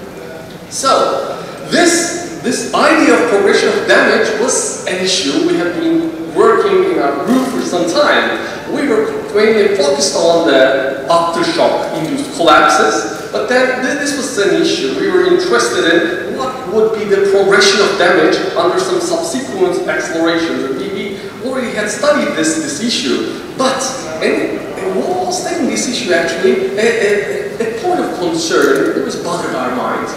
That was related to the fact that when an engineer is interested in the performance of structure that's subjected to two subsequent accelerations, the very simple solution that pops onto mind is that just run a computer model. Instead of providing a single excitation, take the second excitation, join them with a silent period, and apply it to the numerical model. Well, that looks like a simple idea to apply, just the computation time is a little bit longer. The problem is that, unfortunately, when a building is subjected to a sequence of earthquakes, the residual displacement that's sustained at the end of the first excitation has a critical role determining the performance of our structure in the second one. And unfortunately, with the existing numerical modeling tools that are very well calibrated for capturing the maximum informations, unfortunately they are very poor estimates of the residuals. So we've been engineered not such an analysis just by combining two acceleration records one after another and hitting the final in the model. Unfortunately, the state of the structure at the end of the first excitation will be very erroneously computed. And this is going to introduce the bias in the assessment of the performance under the full sequence. So before making use of the existing tools directly jumping on this new problem this event sequence is telling us, we should really move carefully. Are numerical models today, are they able to capture this phenomenon first of all? We should ask this question. And unfortunately, the present research related to state-of-the-art models that are calibrated with the shaking table testing, so unfortunately they're not good enough. We need much better models to capture the residual member stiffness and strength capture small cycle deformations, capture the sustained residual deformations. And so, if we are to really capture the performance of these structures that are going to receive certainly some major aftershocks after a low probability high intensity event, and maybe some additional main shocks like in this case. Another thing that has been bothering my mind since my reconnaissance visits to the region is the fact that, particularly for the case of Antakya and for the settlements located at the very southern end of the world itself, one could observe some traces of significant levels of vertical shaking demand. Also, the recording stations indicate that, sure, but also in the buildings you can see that. For example, this is an RC wall frame building you can see, and we got a system of cantilever beams. I'm not sure. Oh, no, this is not. Yes. So we got this cantilever block that's residing here, and come on, yes, when one takes a careful look at the connection regions between these relatively short cantilever beams and the structural system, one can see that they have been systematically deformed beyond their elastic limits. So basically, those cantilever elements, they really receive some significant inertial force in the vertical direction. Very close to that building, a couple of steps away, we also saw some residential buildings, RC frame wall buildings again, and also the damage pattern at the bases of plastic regions of those buildings were a little bit unusual. So this could be directly related to the lack of anchorage or lack of the detailed specific confinement in the region, but also it could be due to the fact that these members could be subjected to severe levels of axial shaking as well. And then luckily, and then of course we had also similar observations at the top of the RC walls. Of course these regions were very problematic. We had very congested reinforcement detailing and a very narrow region, but then also it looked like the RC wall, the beam that punched over the RC wall along those connections.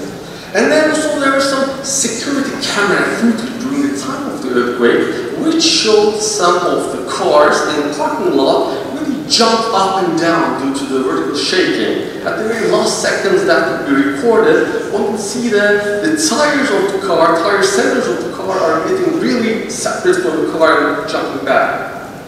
And then, luckily, we had a ground motion station that was operating at the time of the earthquake. Here you can see the three components. The vertical one is at the top. That had a peak ground acceleration of 0.88 g. That exceeded the two horizontal components that were smaller than that. But actually, I'm not directly concerned about the amplitude of the vertical shaking. I think there's some additional issue as structural engineers we should think about, and that's the time of arrival of these demands to our structures. Basically, for this ground motion record, the vertical demand peak value arrived approximately 2 seconds before the horizontal vibration. So, if under this large vertical demand, the elastic capacity of our plastic regions under the axial loads were exceeded, the actual shaking that started at the 52.58 seconds of the shaking basically arrived in a structure that already had the plastic regions quite damaged at the very start. So this is an issue I think as structural engineers we should keep in mind while thinking about this excessive vertical loading when it arrives. And then, of course, I started digging in. Is this a common phenomenon to do such vertical demand arrive earlier than the horizontal ones? And then I collected the records of this February 6th events recorded at different upload stations. In the horizontal axis, we can see the record index. It's almost 250 records we got. And then in the vertical axis, we have a difference in terms of arrival time. Whenever we have a zero line, in the middle you can see, for the points that are located above that, basically, vertical peak arrives first. For the points located below that, the horizontal peak arrives first. And then, of course, I wondered the histogram. What's the mean value? Of course, for some of the stations, it's arrived earlier. Some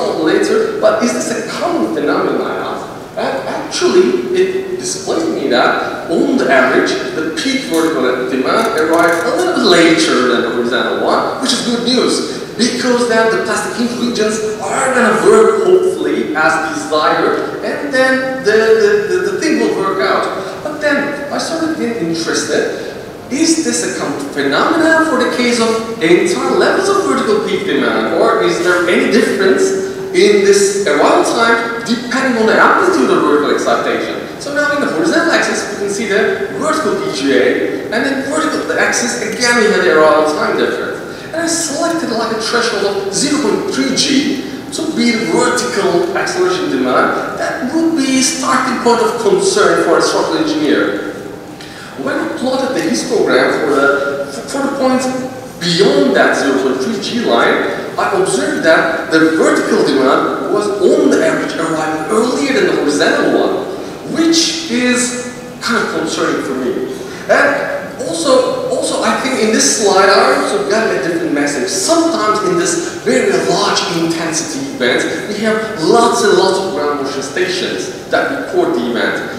Not all of them are of the same value for the structural engineer. When we're fitting our models on this large bulks of ground motion data, it sounds very good to validate the results for such number of large ground motion records. But sometimes there's a critical message that's transmitted by the high amplitude observations that are not really captured with the low amplitude ones. So we should always keep an eye on the specific observations that are relevant for the structural engineering point of view, okay?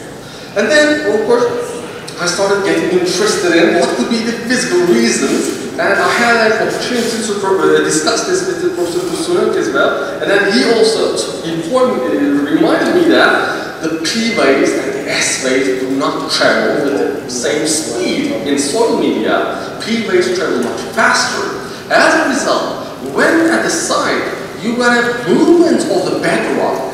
As these waves are being propagated over the soil layers, the P waves that trigger the vertical excitations at the surface, they arrive faster due to mechanics of the transmission of waves as compared to the S waves that travel slower. So there were many other issues, of course. The attenuation of the P waves are also lower due to the fact that the saturated soils can transmit the P waves quite efficiently, but the S waves do not be that efficiently transferred, and so there are some mechanical reasons for that as well. But yeah, basically there is this phenomenon, and then if we develop some more accurate ground motion prediction equations for capturing the vertical excitation demand, if we characterize the basin effects and the localization of the vertical demand much better, so that would be really good, that would be really valuable.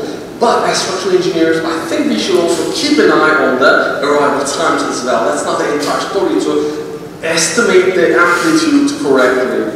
Okay? So then, this is particularly the case for the substandard building stock, the risky building stock, of course, because they have the low column area to floor area ratios. They have very small cross sections. That's maybe quite tricky to observe. But of course, this is a tough nut to crack, of course, because we have very limited information about the modeling of the vertical response of the buildings.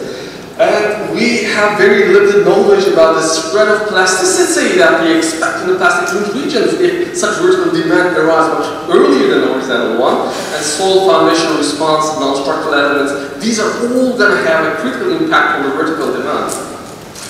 And then also something that event has been keeping me thinking was this, as all of us I guess, these spectral design accelerations.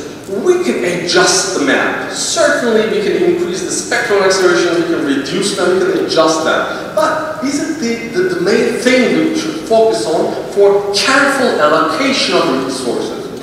Under such high intensity, low probability events, essentially we have a full disruption of the entire system.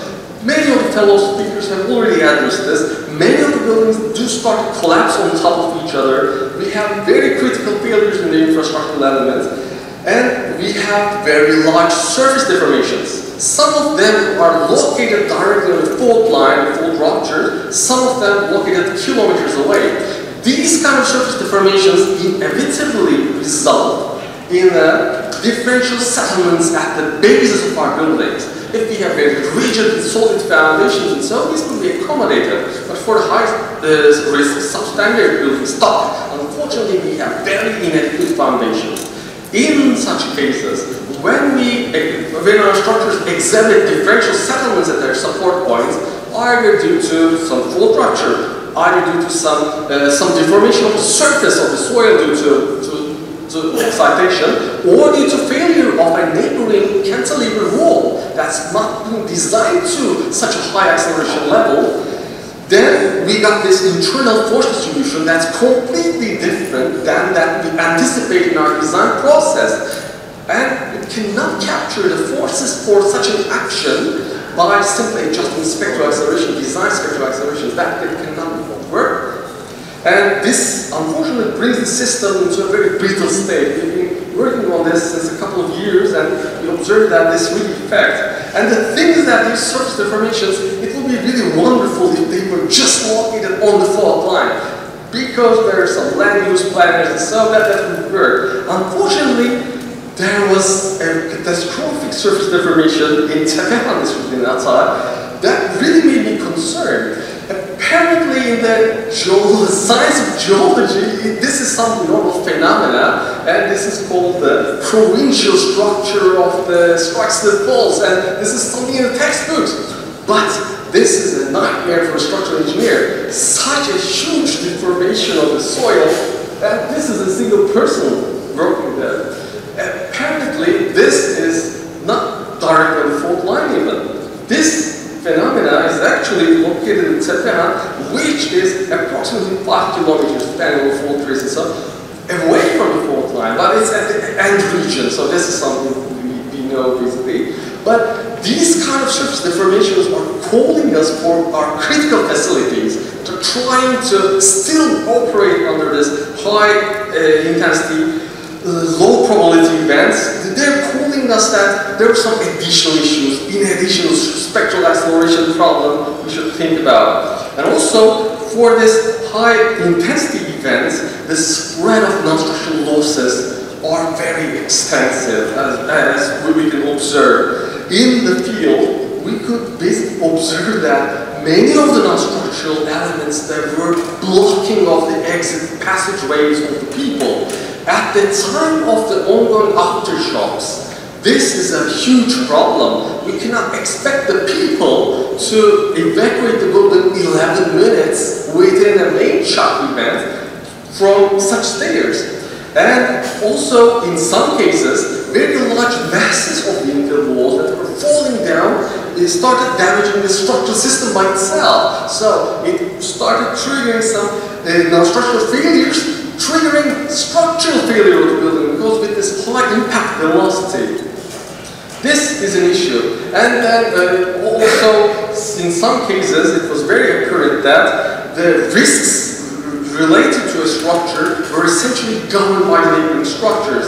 This is a photo I've taken from Iskender and Hatay, as our fellow speakers demonstrated many examples of that. This new building constructed on just next to this historical building had a parapet wall, a roof wall on top, which collapsed during the earthquake on top of this historic building. So, when we're allocating resources in terms of minimizing the risk associated with this high-intensity events, we should most probably check also the peripheral elements. What type of elements put an additional risk to our structure, and in some cases it may be wiser to invest our resources into the neighboring elements instead of focusing on the specific structure we're dealing with.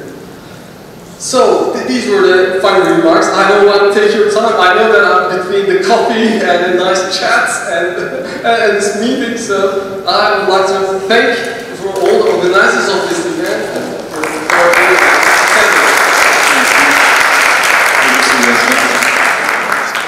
So we can have some questions. Yes, that would be really great because this bothering my mind quite a lot. I'd really like to hear your ideas. Thanks. Thank you. Actually, our rooms are next to each other, but this is a very good chance to talk and ask questions. My name is Fatih, also from İstanbul Teknik Üniversitesi. Thank you very much for this presentation, which was full of energy, as always.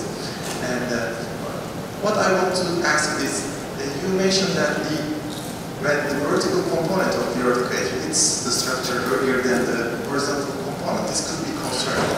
I understand, but I just want to know if these two components are actually ticking the same boxes. What I mean is, do you think that the vertical component of an earthquake will start a chain of events that will eventually bring the structure to a partial or total collapse? What I mean is like a damage in a vertical member, because as far as I'm concerned, vertical component generally causes damages in cantilevers or long spans. So I've seen some buckling of rebars, but do you think they were caused by the vertical component? Yeah, thank you. Thanks a lot, yeah, thanks a lot. This is something that's keeping me thinking quite a bit. Yeah, certainly. So, for the cantilever element, it's very straightforward, of course, the impact of vertical component. For the plastic regions, for the buildings with limited column area, I think then, in that case, the vertical components may bring some strains, tensile and compressive strains, prior to any bending. Those strains, if the tensile strain exceeds the tensile strain capacity, it may just start the onset of a crack. After such a crack is opened, it becomes very, very difficult for spread of plasticity and desired tactile response to occur, because we start the actual bending of the plastic region with an initial large crack in the middle. So this is something I'm concerned about, but it requires experimental studies, I guess. For that specific building, I don't know really, I cannot tell. But it is really concerning me. At the moment we're running some analysis with, of course, numerical software as a start to understand the phenomena, but it's possible, I guess it's possible that the level of tensile loading can exceed the axial load resisting capacity. As well as the compressive load is an issue as well. If it starts to onset any kind of yielding in the hoops, just everything relying on the hoop starts, you know, it's again a problem. Just starting with the actual bending phase with a prior damage, that is concerning in my mind. But of course, detailed experimental analysis would be really valuable to validate this thing. Thank you.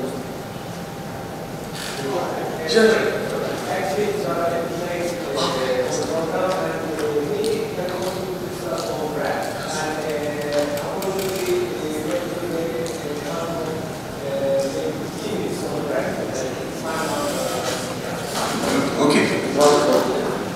If you have questions, you can ask Professor Yazgan at the break. Okay. Yes. Yeah. I'll be available. Thank you. Thank you again. Thank you so much.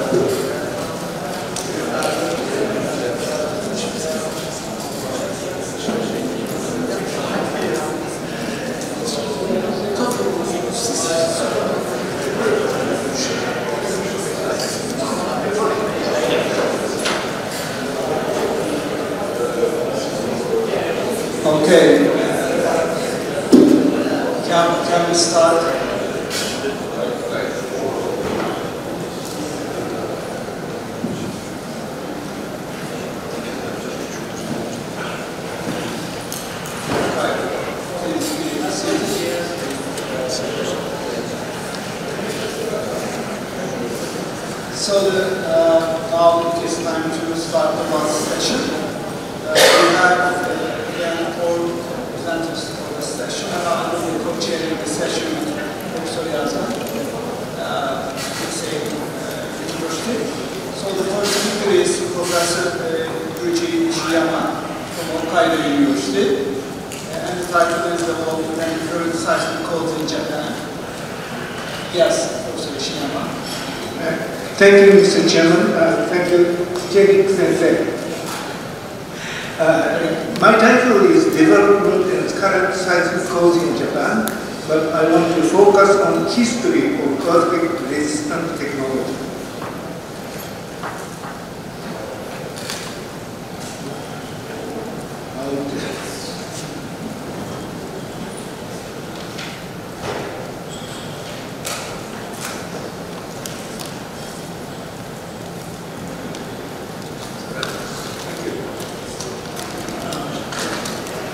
Many big earthquakes have occurred in and around Japan since ancient times and have caused severe damage. But the scientific research of seismology or earthquake engineering began only after the Meiji Restoration in 1868.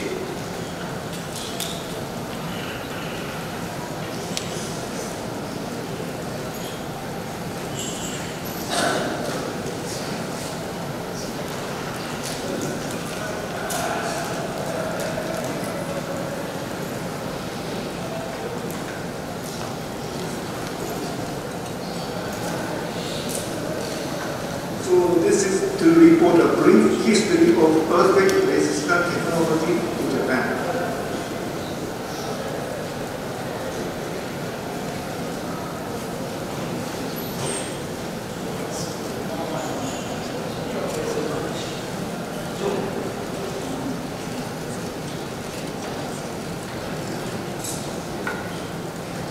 After Meiji Restoration in 1868, the government of Japan abandoned 230-year isolation from foreign countries and resumed overseas trade.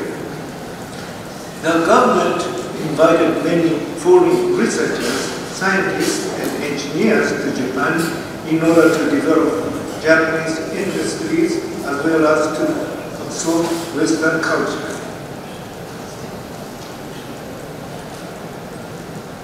The 1880 Yokohama earthquake was not very severe, but was strong enough to frighten resident researchers from overseas countries.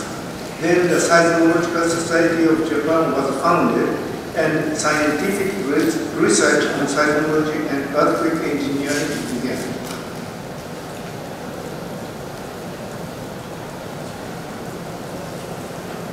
The 1891 Nobi earthquake caused very severe damage at the north of Nagoya City and in Gifu Prefecture. In 1892, the Earthquake Investigation Committee was founded and research on seismology was accelerated. The Earthquake Investigation Committee was rechartered to the Earthquake Research Institute 1925, which now belongs to the University of Tokyo. The Earthquake Investigation Committee formulates current concepts for improving earthquake-resistant capacity of wooden buildings. After 1906 San Francisco earthquake, Dr. Tatsutaro Nakamura and Dr. Toshikata Sano went there to investigate the damage and came back with the conviction that reinforced concrete RC structures should have not only excellent fireproof capacity but also excellent earthquake-resistant capacity. After the 1908 Messina earthquake in Italy, the Kingdom of Italy set up a committee. The committee proposed rules of safety against earthquakes and demonstrated that the seismic action was accounted as equivalent static forces. In 1915, the royal decree introduced the rules recommended by the committee. 1923 Great Kanto earthquake killed more than 100,000 people in and around Tokyo. In 1924, the prediction that the horizontal seismic factor shall be more than 0.1 was added to the urban building law. The reason why seismic factor was specified to be 0.1 is that the acceleration of ground at Tokyo was estimated to be 0.3 of the acceleration due to gravity, and the safety factor of material strength to allow stress was assumed to be 3. Dr. Tachio Naito paid special attention to the effectiveness of shear walls. He had conceived unique construction, steel frame reinforced concrete, SRC, where steel frames are covered with reinforced concrete, which is unique to Japan. It became evident that shear walls are very effective against earthquakes, especially the Nippon Kogyo building, designed by Dr. Naito, suffered only minor damage by Great Kanto earthquake. Since then, the SRC buildings with shear walls became to be recognized as the most reliable against earthquakes. After the Great Kanto earthquake, the research on earthquake resistance technology had gradually progressed. In 1930s, there happened flexibility versus rigidity dispute. It was the dispute whether flexible structures or rigid structures are more reliable against earthquakes. In order to protect buildings against earthquakes, one claimed that buildings should be made stiff and should have shorter natural period of vibration, and another insisted that buildings should be flexible and have longer natural period in order to avoid resonance with earthquake motions. The theory, that is to make natural period longer and to reduce seismic forces which act as inertial forces, has been developed to build high-rise buildings and buildings with base isolation systems. Therefore, at present, it is evident that flexible structure theory is superior to rigid structure theory. In 1930s, however, the characteristics of earthquake motion were not clearly understood, and there were no computers to analyze the behavior of buildings against earthquake motions. Although they did not get any conclusion, rigid structure theory prevailed after the dispute. Thus, dispute was the starting point of the development of research on dynamics of structures. After World War II, the old constitution was abolished, and formation of various political and social systems has been carried out based on the new constitution. Since the urban building law, single allowable stress had been specified for each structural material, but the damage caused by the 1934 Muroto typhoon enlightened the problem of single allowable stress system. In order to make use of building materials during World War II, water temporary standard was enforced in 1943, and the concept of permanent, long-term, and temporary or short-term loading was introduced. After World War II, the building standard law, BMS, replaced the old regulations in 1950. The concept of permanent and temporary was introduced to load combinations and allowable stresses. Since the temporary allowable stress became twice of the old regulations, equivalent to the permanent allowable stress, the horizontal seismic factor became more than 0.2, which is twice of the old regulations. It is important to know the characteristics of earthquake ground motion for earthquake resistant design.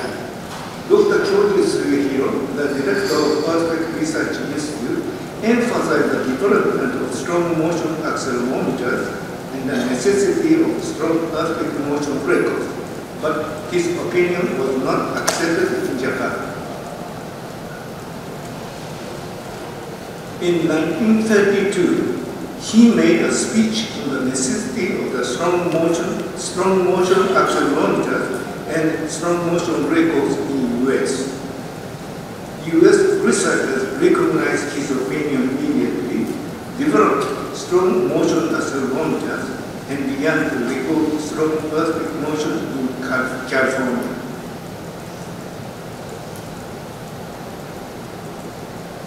A strong earthquake motion, maximum acceleration 0.32 G, was recorded during the 1933 Long Beach earthquake.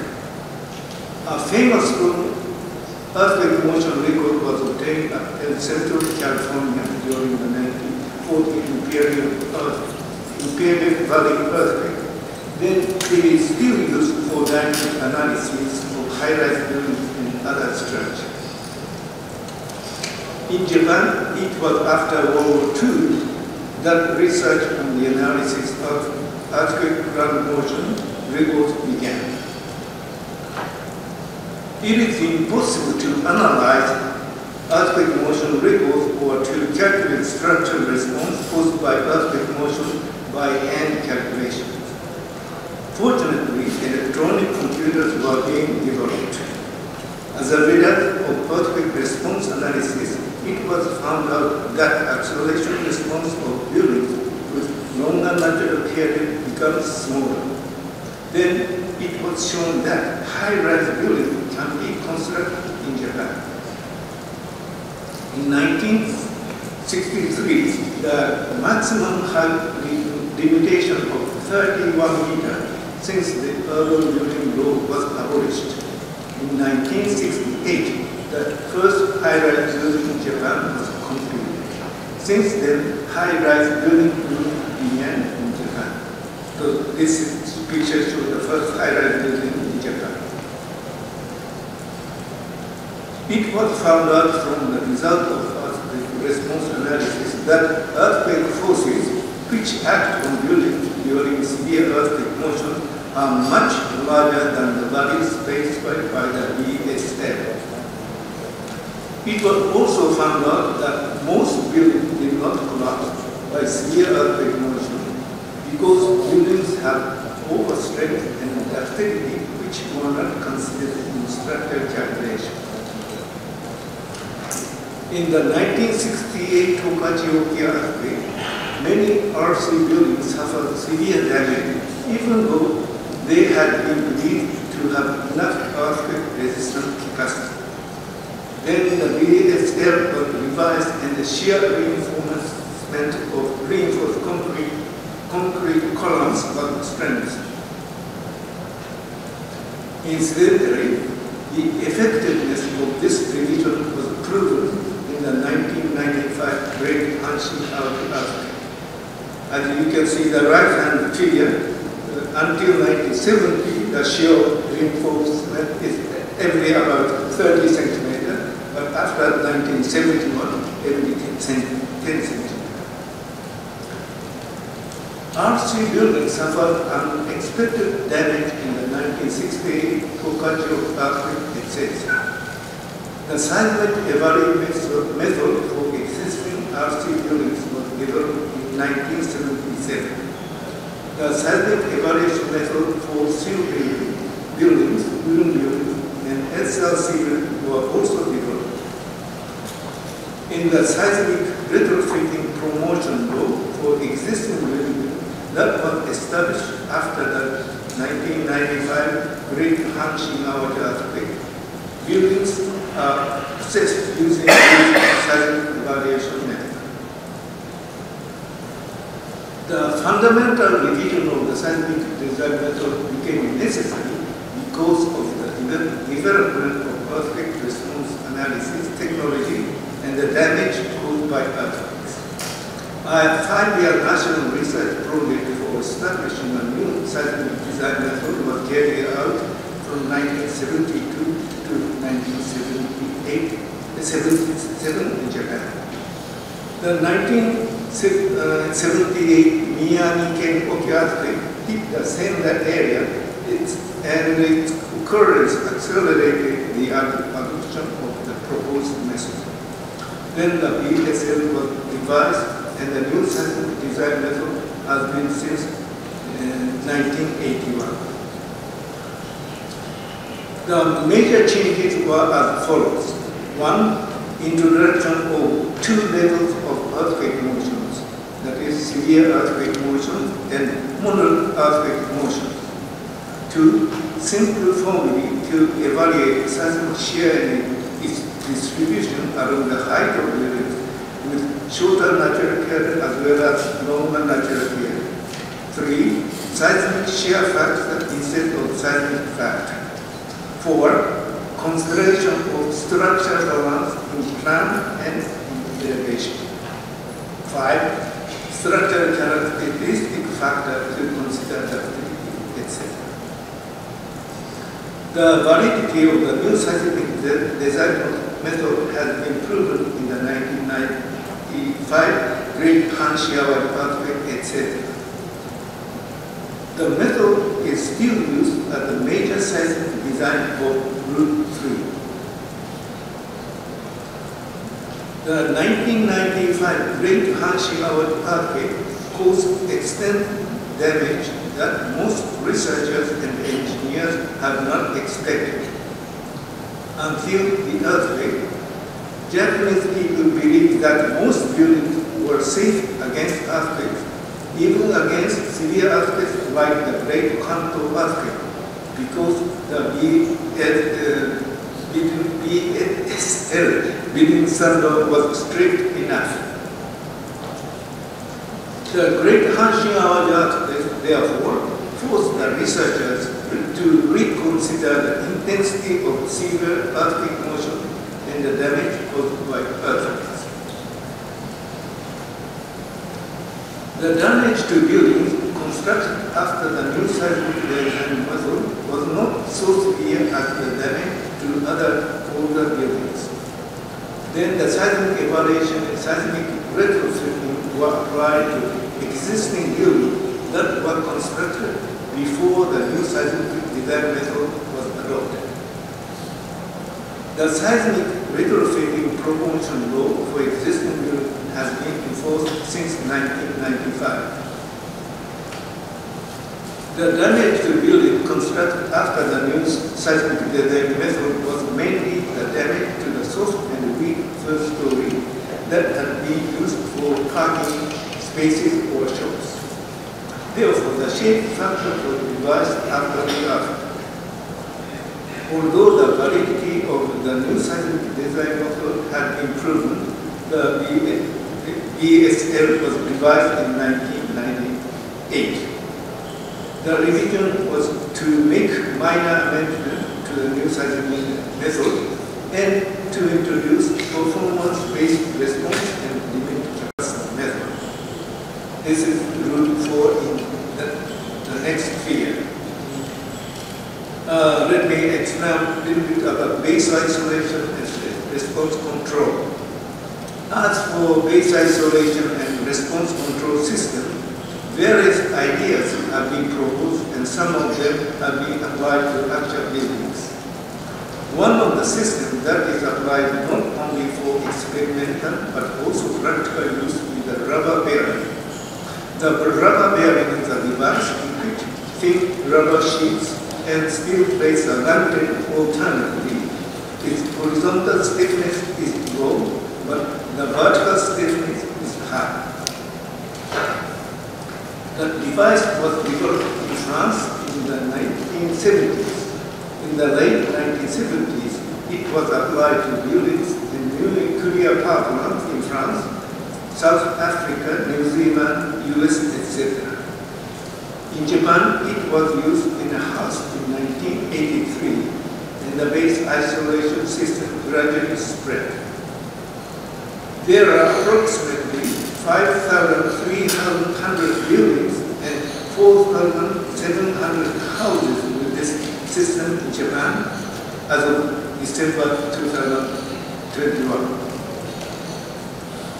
Besides the base isolation system of rubber bearing, there are several other systems, for example, sliding or roller bearing system. As to current seismic, the purpose of the seismic design is that buildings should withstand moderate earthquake motion, which will occasionally occur during the surface life of building with almost no damage, and should not collapse nor harm human life during severe earthquake motion, which would rarely occur during the service life of buildings. There are 6 seismic design rules according to the height and floor area of buildings. Among route 0 to route 5, route 3 is the most prevailing. So this figure shows the seismic design route for building. If you look at the left-hand side, according to the height and size of the building, we can choose one of the design route of the right-hand side, from 0 to route 5. And among them, route 3 is the most prevailing. As to the details of seismic design routes, please look into my paper or the paper with my lecture. I will to summarize. Major changes in seismic codes have been made after the damage caused by severe earthquakes in Japan.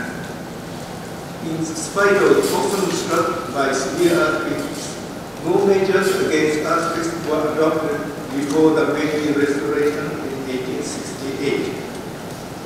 Research on seismology and earthquake engineering that started at the end of the 19th century had been much developed in the 20th century that contribute to reduce the damage caused by earthquakes.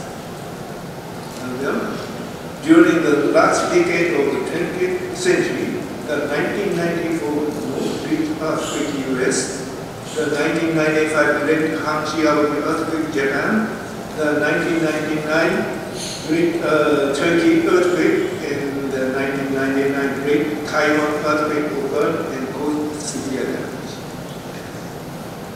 In the 21st century, seismic events occur more frequently in the world.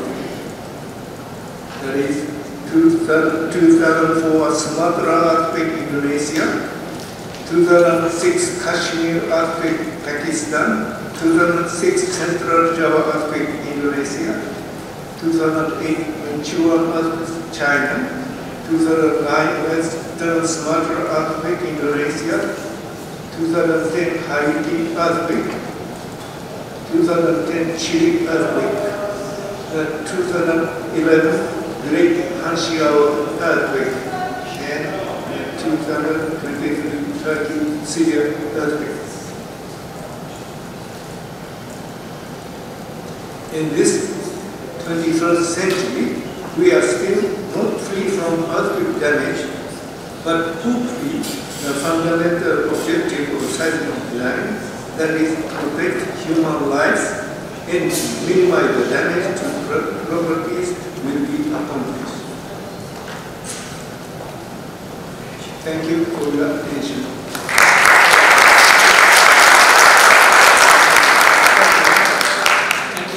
Thank you so much for such a presentation. It was like a timeline. We can have one short question. You have any questions?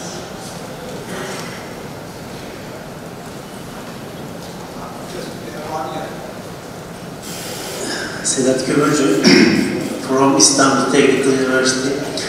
Thank you very much for this nice presentation. Can you explain in detail the routes in your design procedure? Road 1, Road 3, Road 3. What are the difference these roads from the other countries' design specifications? You mean this? Yes. Yeah, okay. So route 0 is very simple one. This applies to very small scale buildings only. No structural calculation. but you have to follow the structural specification.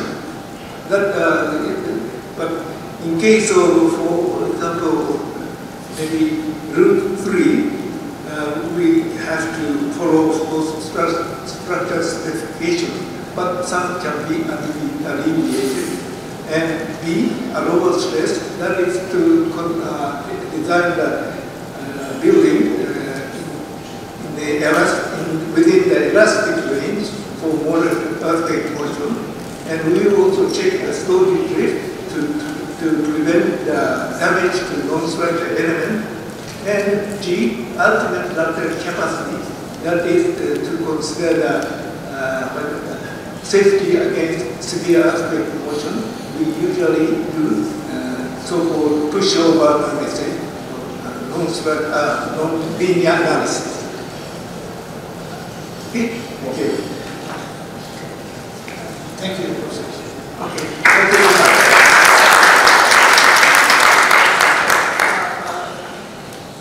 And we move on to the next speaker, Professor from Chile Catholic University, and lessons from earthquakes and evolution of Chilean seismic design.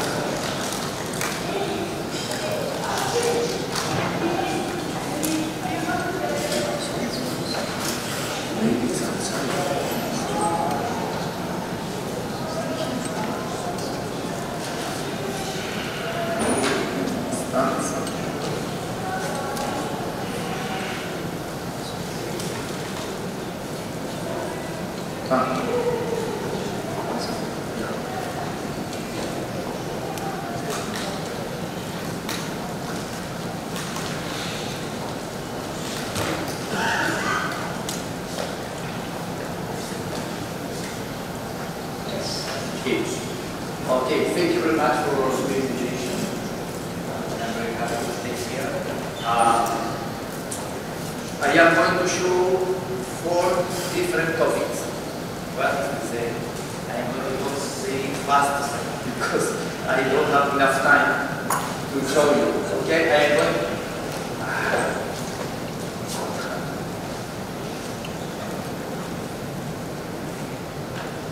am going to show the Chilean code and their history, damage during the 2010 Chilean earthquake, 8.8 magnitude, the evolution of 30 years of protection technology in the country, and an implementation of a collaborative geo-reference database of cyber protection system.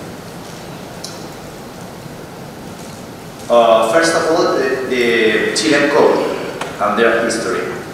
As you can see, we live in a very dangerous area of the world. We have many earthquakes in Chile, Peru, Ecuador, etc., and the other side of the world, Japan, etc. If it kind of time we suffer a huge problem because the earthquake. Our mechanism is subduction. Okay, the Nazca plate and the South American plate. They try to put one inside the other, and we have a accumulate energy, and sometimes we have a huge earthquake. As you can see, the most biggest 11 earthquakes, 3 of them was in Chile. The 9.5 is one of the biggest in the world, was in 1960. Okay, I am going to show the evolution of our code. In 1928, a Talca earthquake happened, magnitude 7.6, 300 dead and many victims. In 1931, the first general law of construction and urbanization was promulgated, which governs all construction and transformation of building and the urbanization of cities. Our first.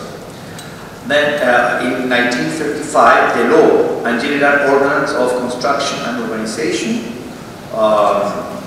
classificate the construction depends on the materiality. Concrete 40 meters, masonry 8 to 20 meters, wood 12 meters. Horizontal seismic coefficient between 0.05 and 0.1, depending on geological constitution. Force applied in the center of gravity. Vertical component 0.5 G, considerable only if it's harmful. Modified seismic coefficient according to the soil type, 1 to 11 times the rock. It is suggested to use walls without large opening. In 1939, Chilean earthquake, magnitude 7.8, also many deaths. Above it, almost 60% destroyed. Brick, almost 70% destroyed. But building according to ordinance, confined masonry walls, less of 20% destroyed. Of course, for each earthquake, we learn more and more and improve our develop our code.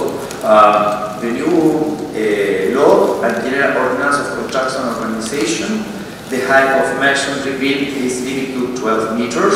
Seismic coefficient depends on the period of the structure and the type of soil. For building with period of less than 0.4, the coefficient varies between 0.1 and 0.2. Lateral fault is too uniform in height. With buildings with periods greater than 0.4s, the response is modeled as force vibrations with acceleration between 0.1 G and 0.2 G. Displacement between 4 and 6 centimeters and period between 1 and 2 seconds. Building with a period between 1 and 2 seconds are not allowed. In 1949, modification again, limits of height and concrete and steel have relaxed. V equals C by P, weight of building plus 25 or 50%. C between 0.05 and 0.15, depending on the period of the building and the soil. Force proportional to the height of and weight of the floor with this expression. In 1969, a commission was created at the National Institute of Technological Research and Standardization to create standards for seismic design building. And in 1960, Valdivia earthquake, magnitude 9.5 with tsunami, 1,600 deaths.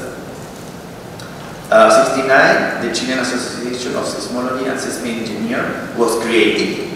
Its objective is to promote and disseminate knowledge and research in seismology and earthquake resistant engineering. 1965, La Ligua earthquake, 7.4 magnitude. 1966, provisional, our first code, 433 seismic standard. 1969, take place in Chile the 4th Conference of Seismic Engineering. 1972, the standard 433. 1972, and the seismic calculation of building was made official. The building in the 60s were designed using the material of this standard. Static analysis up to 15 floors, important coefficients and structural system with this expression. Seismic coefficient 0.1 up to T0, decreasing for long period. T0 between 0.2 rock and 0.9 soft soil. Torsional moment, dynamic analysis, modal superposition with spectrum, minimum share 6% of K1, K2B. 89, 85, Algarrobo earthquake, magnitude 8. Then also, with building with the typical structure used in Chile since 1930, with a high density of resistant wall in both directions, performance well. This is the reason why in our country in general, all our buildings are we construct with many walls, okay, not frames. We prefer walls, and if we construct with masonry, confined masonry, because we have very good experience in the past earthquake. 93 standard, the new standard was made official. 96 again was updated. We divide in different zones our country in a vertical way, because our country is very long, 5,000 kilometers, 150 kilometers in the other side. We divide in vertical. We have 3 zones. The worst, of course, is near the sea, and the opposite is near the mountain. The local effect produced by different soils. We classify the soil in 4 kinds of soils. Response modification method, factor, and this is the static method. Accidental torsion, torsion controlled by drift, dynamic art variable according to period, superposition. We have one chapter talking about the non-structural elements, and for the design of wall, we adopted American Concrete Institute 318. Yeah, but the problem was it's not necessary to apply Chapter 21, and maybe this is one of the reasons that we have some problems during our last earthquake in 2010. Okay. Then we have more different codes for different things, masonry or wooden or etc. And in 2010, a magnitude 8.8 Maule earthquake, 500 to 21 deaths, the half of them due to tsunami, damage in buildings, bridge, and public. And this time we have many buildings with some system of masonry system, for example, and the performance was very good. No problem with all kind of those buildings. And after this earthquake, we do some change in our code, but with law. No change in the code, because now it's under study our code, and they will put all this law inside the code, plus more things. I suppose in 1 year more, the new code will appear for all the community. Now it's under study. Something that do this law in our code say that modify the dynamic classification of the range of soils. We divided in more kind of soils. At the beginning we have 4, now we have almost 7. Okay. The acceleration spectrum is modified, especially for building with high periods. The displacement is controlled. They control more the separation between buildings. As you can see, the 6 soil classifications. And now we must do some tests for the velocity of wave in the ground, but because at the beginning we only make state of the resistance, but now we need to do another kind of test to know more about this kind of soils. Yes, we must do this kind of test. Okay.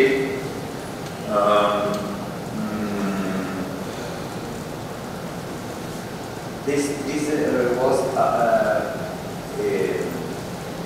design spectral acceleration, but now we change like this. We put the S, and this is depend on the soil, amplified by 1.3, something like that. Now you can see the code before the earthquake, and now with the earthquake after the 2010 earthquake increase. Sometimes 1.3 times. Okay, Now, as I told you, we use American Corporate Institute 318, and now we apply 100%. All that code we must apply. Now I am going to show you some damage. We have different kinds of damage, of course, during the earthquake 2010. Building houses, infrastructure, industrial building, and non-structural elements. Building house, the problem, as I told you, that we design the building with American Concrete Institute, but we don't put enough bars at the end of the concrete bar at the end of the walls, and we have some problem in some buildings, where they don't apply those things. Industrial buildings also, we have problem with many tanks. Infrastructure, some bridges problem, and non-structural elements. And after that, we now have a new codes that take account those kind of topics.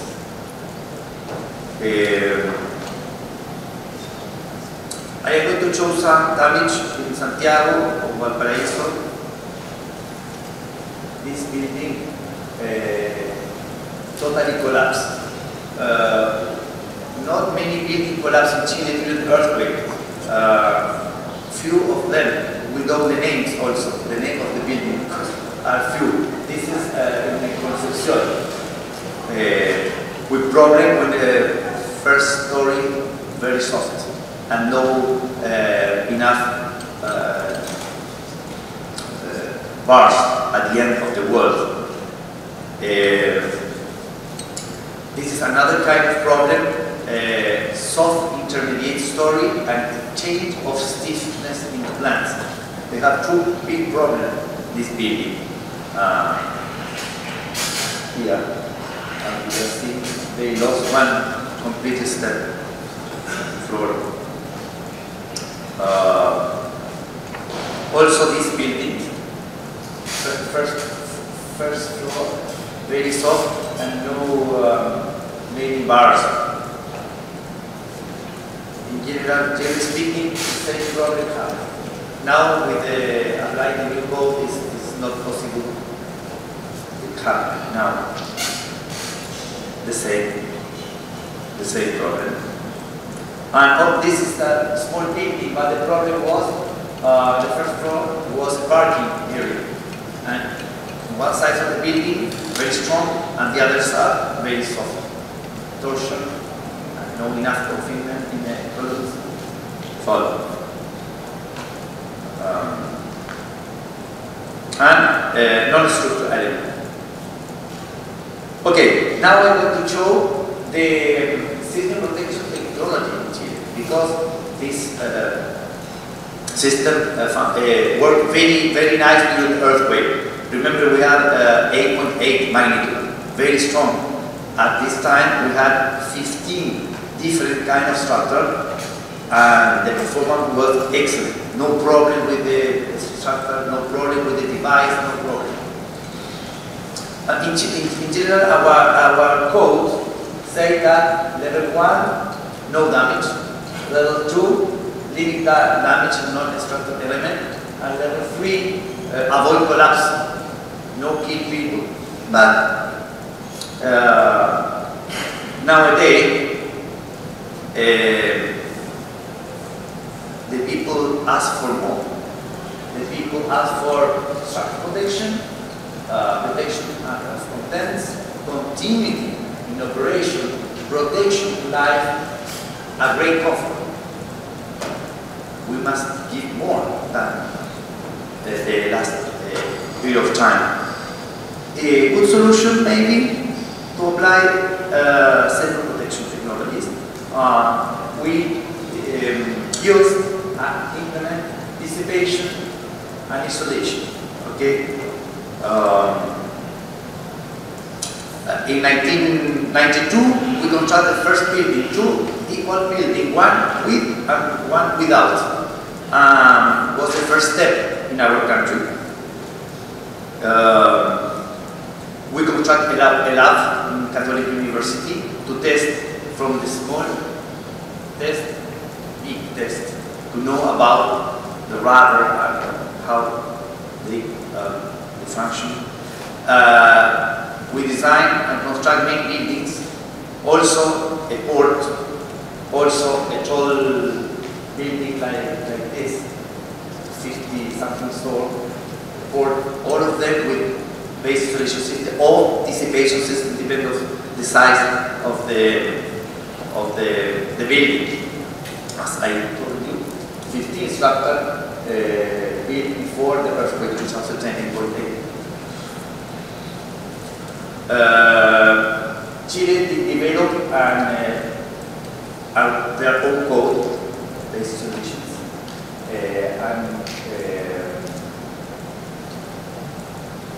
after this earthquake in 2013, they released check again this code, and many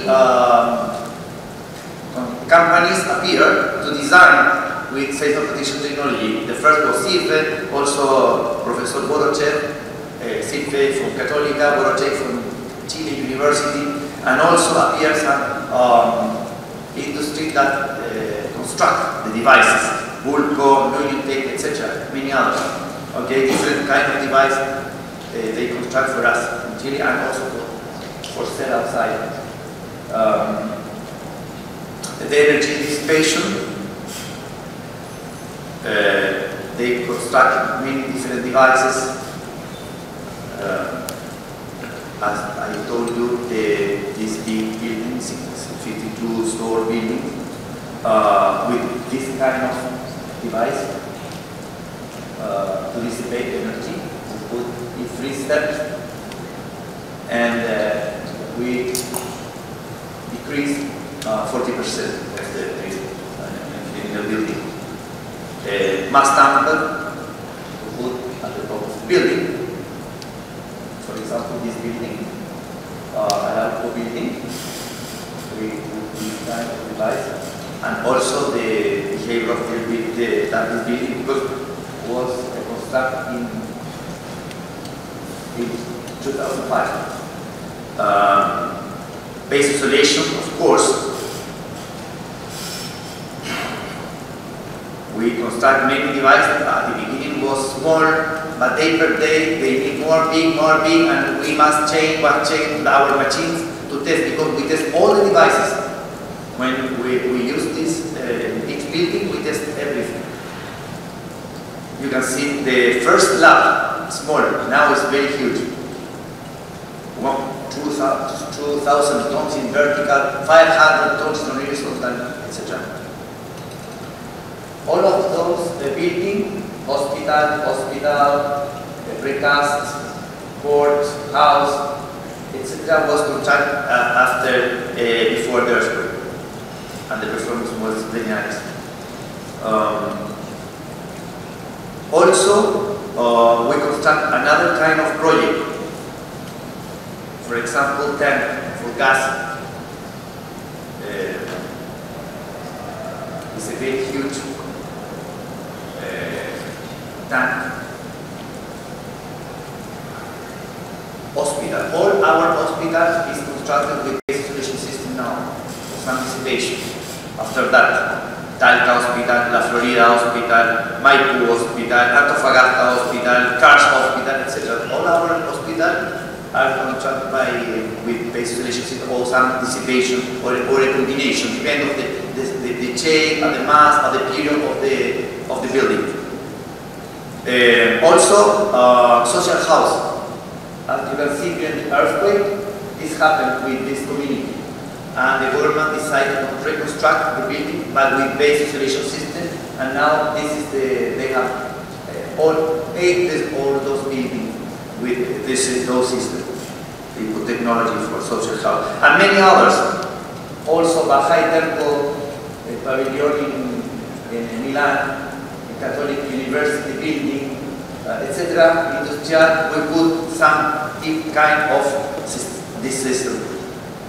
Also in our country, we designed more than 15 buildings in Peru, and then we design and sell the devices for them. Very good collaboration between two countries.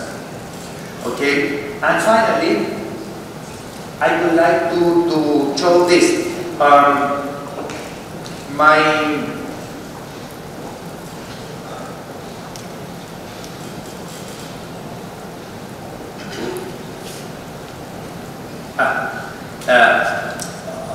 In Ipred, each country had a mission.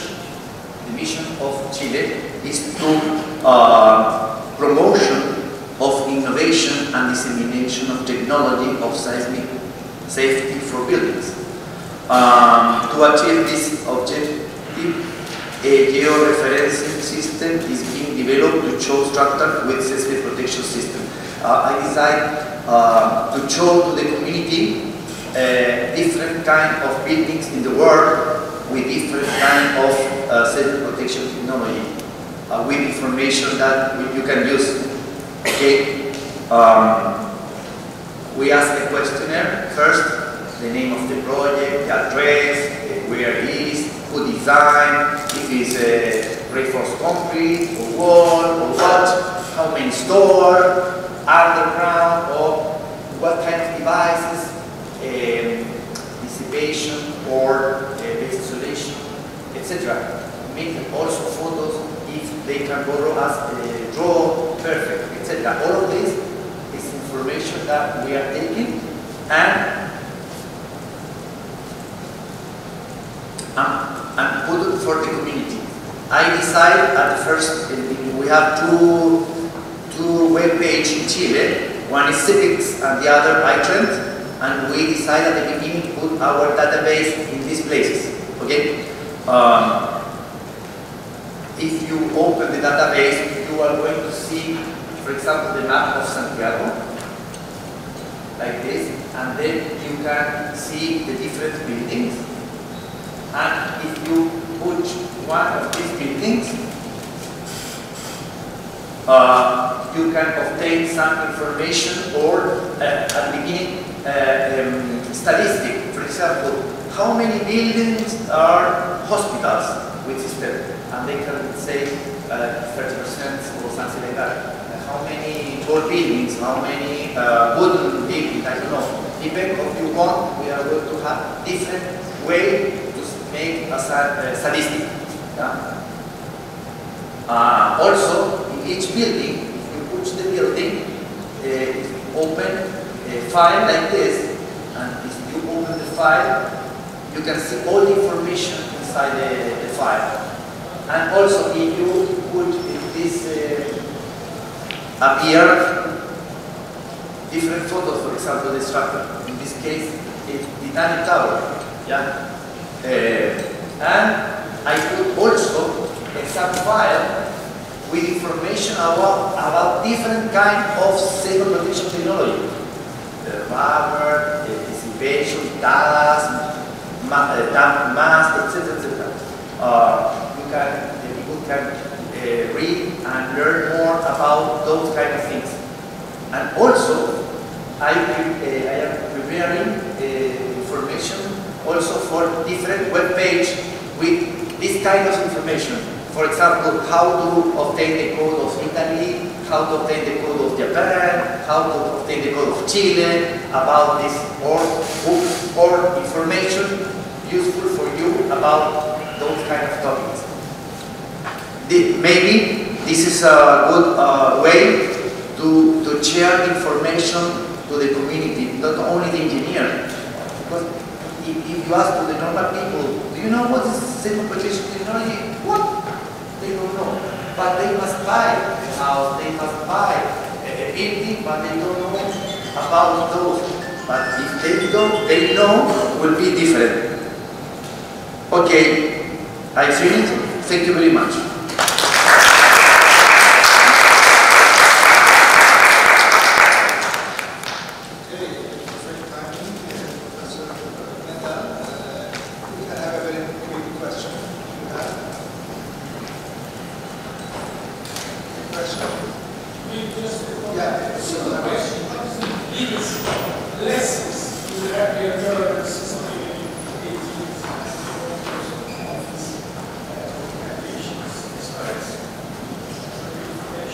Well, I said it's a simple question. What's the biggest lecture or lessons we have learned since the beginning of the 20th century onwards, dealing with the largest earthquakes in Chile and threatens the rest of the world?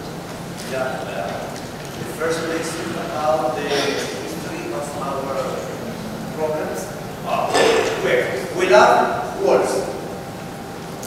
I know that other country loves columns or beans and adıyla word. It was always very nice. We recommend, of course, to make a revision of the project. One engineer design, but another must check, because sometimes something happens. We need another people, another professional look at this. We are doing this, and it's very useful. Sometimes we make a review about the project of other engineer, and always we find something. We are not perfect, okay? At this. And also, during the construction, one professional looking for what happened inside.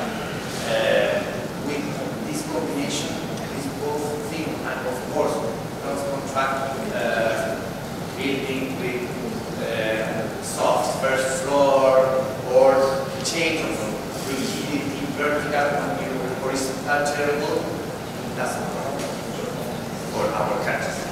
I suppose Brazil or another country don't have earthquake, it doesn't matter, but in our countries, no. And I think with these combinations,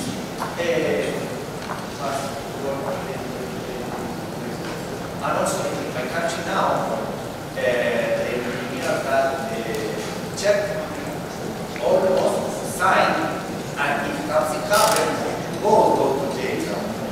Also the professional in the construction side. Okay, again, thank you, Professor Bender, for this interesting talk. I personally have visited Santiago Director, and I'm really quite glad that everything you thank you. Okay, thank you again. Yeah, thank you.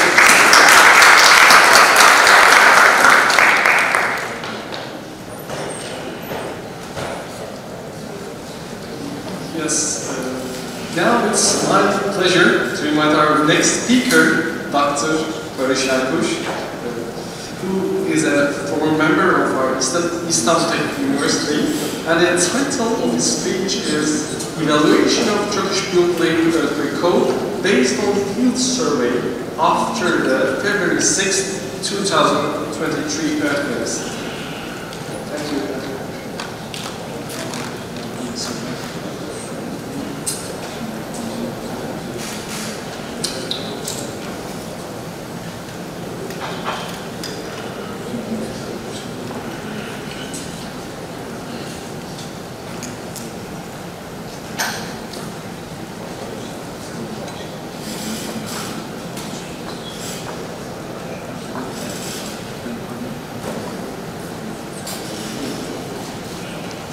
Buradan kayıttan çıkıyor.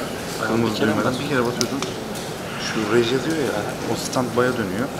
Ondan sonra da bak şurada, bunu bir çekiyorsun. Puh. Aynen, bu değil de. Bak buradan göstereyim. Şu. Onu açtım. Kendine doğru çek. Ha ya, aynen. Çekme ya. O hiç gerek yok. Tamam. Şurada açma.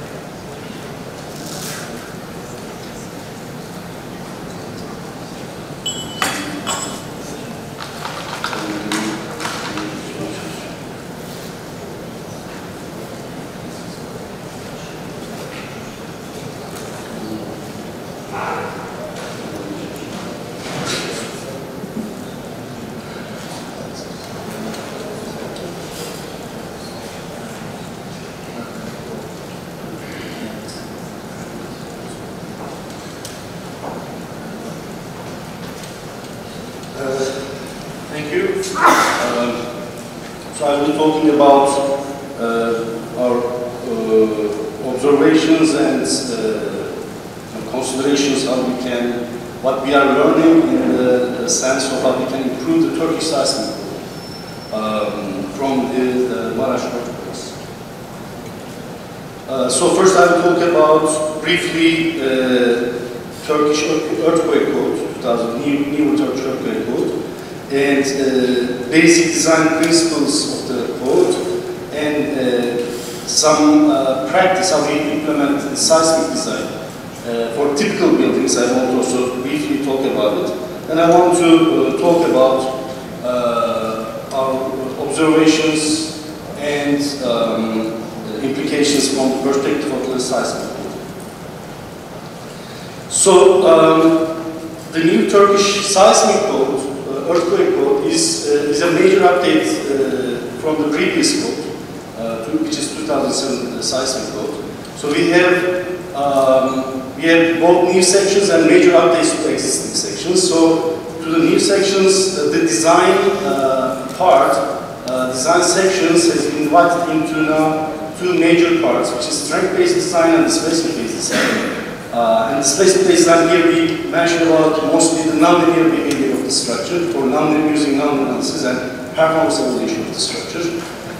We have now prefabricated reinforced concrete structures section, cold form steel structure section, wooden structures, and major update again tall buildings, face isolated structures, and within the foundation design section we have now major structure biosolic interaction section. So these are really major updates compared to the previous book.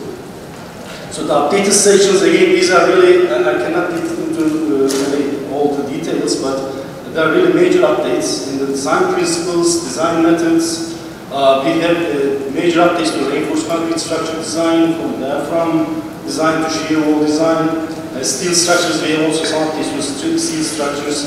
There are some updates to retrofit of existing structures. Again, we have some major update to foundation design and geotechnical surveys. And then we have now what we call design review, peer review requirements also that comes with the new code. So let's look into briefly the seismic design principles of the new code. So now the new code is actually establishing the whole design into a more performance-based approach.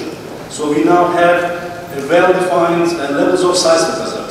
And we have from DD1 to DD4, and most of us probably are aware of this, familiar with this. But very briefly, DD1 is what we call kind of like a maximum earthquake, which has a return period of 2,500 years approximately. And DD2 is what we call design earthquake, which is a return period of approximately 500 years, which we use in the design of the structures. And other earthquakes levels are used for the evaluation of some special structures. We also clearly now define performance levels. I don't know if they match exactly with the international, let's say, terms. I think KK is the operational, SH is immediate occupancy, and KH is life safety, and GO is collapse prevention. So we are, previously we didn't have these clear definitions of hazard and performance levels. Now we have in the code these definitions more clearly. So how do we, what's the starting point of the design? Now for different types of structures, we define seismic levels and target performance levels, and to achieve that target performance levels, the task that we need to perform. So this, on the screen you are seeing now, for a very typical building, this pre-information is shown on the screen for typical buildings. So according to this plot, according to this requirement, for example, if you want to design a typical building, you need to, at DD2 level, you need to achieve KH level performance using a strength-based design approach. So, of course, for different structures, this design approach may be displacement-based design using this advanced non-linear analysis and performance evaluation, and you may have other performance objectives for different earthquake levels. So to see that one, for example, this is for typical buildings, but if it's an important building, then you need to perform, for example, these tasks. For different earthquake levels, you need to make sure these performance levels are achieved. So for different types of buildings, all these requirements are now defined in the code. Now, one critical information that I will be talking about in this presentation is, for especially typical buildings which we observe in the earthquake zone, is that when you are designing a typical building, you are actually using DD2 level earthquake. And with a performance objective KH, control hazard, so let's call it a moderate damage level. Now, when we do that, we are assuming that that structure, if you are using also certain ductile requirements, you are actually achieving a collapse prevention performance level for a maximum. So this is not, of course, checked in the code, but we are assuming that intrinsically we are achieving a collapse prevention at a maximum earthquake level. So how we are achieving this? We are what we call using R factors to design a DD2 level, which I will give a little bit more detail. And then we are using ductile details. There are certain requirements in the code that we have to use. And we are assuming that we achieve certain ductile behavior. And then, of course, for force-based elements or brittle elements, we use force strength factor to achieve the ultimate strength. So this is, I think, one of the key concepts of our code. This was also like this before in the other code, but now it's, I think, more clear or can be more pronounced in the new version. So let's talk about this terms a little bit more carefully. So let's assume that we have a ductile structure. Instead of using an elastic level force, we go to a linear domain using an R factor. So we reduce our, this is very typical, almost like common almost in every country in seismic design. We reduce to our problem to a linear domain, and we design our structure at the elastic domain using R factor. So this is what we call reduced seismic forces. So on top of that, if we are doing this, on top of that, we are using ductile details. This is a requirement by the code, and then which actually pushes us to have a ductile behavior for the whole structure. But again, we are not checking what happens at the higher level of earthquake hazard. And for brittle elements, or for let's say for other types of force-based, what we call force-based types of behavior, we use overstrength factor to achieve to find the optimal strength of these elements. Now again, we assume when we perform these tasks, we assume that it's assumed by the code that the collapse prevention at DD1 level is achieved automatically. And then, of course, almost none of these buildings, when you design this type of building, never almost we do a check at DD1 level. Now, the unfortunate slide here, the seismic design practice in Turkey. Unfortunately, we don't have an engineering licensing system in Turkey. So, just to put this into a clear perspective, a 4-year college civil engineering graduate student or graduate engineer can design a 200-meter tall building in a major seismic zone in Turkey and sign it, unfortunately. So that is the reality of the Turkish seismic design practice. The structural system, when you go to, if you look into the buildings in seismic, the disaster area, these are very typical, I'm talking about the typical residential buildings. So what is done, the practice is, the structural system selection mostly dictated by the architecture requirements and the usage requirements.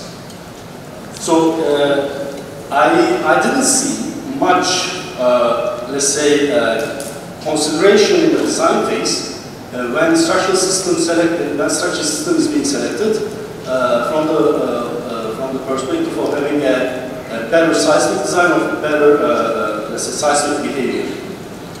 And almost 99% of the projects are done by what we call automated design programs, unfortunately. So when you look into the whole design process, again, this is not a good slide. So this is, again, it's not something that I'm recommending, it's just what's happening in Turkey in this especially earthquake zone. The structural lateral system selection is mostly dictated by the architecture requirements. And normally what we do, we do a modeling analysis and then we do proportional design.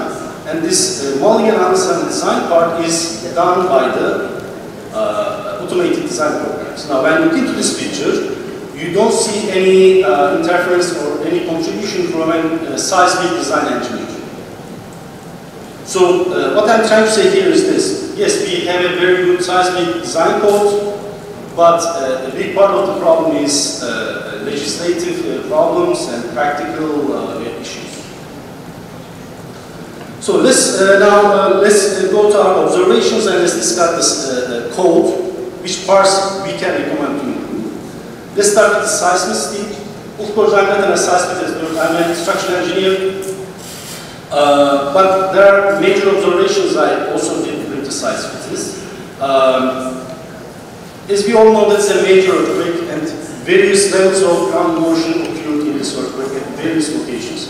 So when you look into the discrete ground acceleration, let's say measurements, observations, you can see various levels of earthquake which occurred, higher levels close to the faults and maybe lower levels at locations where further away from the faults.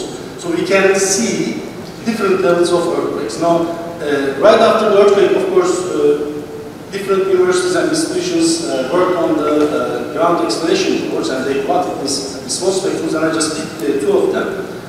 We can very easily tell that at various locations we observed earthquake that's even higher than DD1 level earthquake. We also observed, of course, DD2 level of earthquakes, the ground motion. And we also observed, I didn't put it here, but we also observed even smaller level of ground shaking.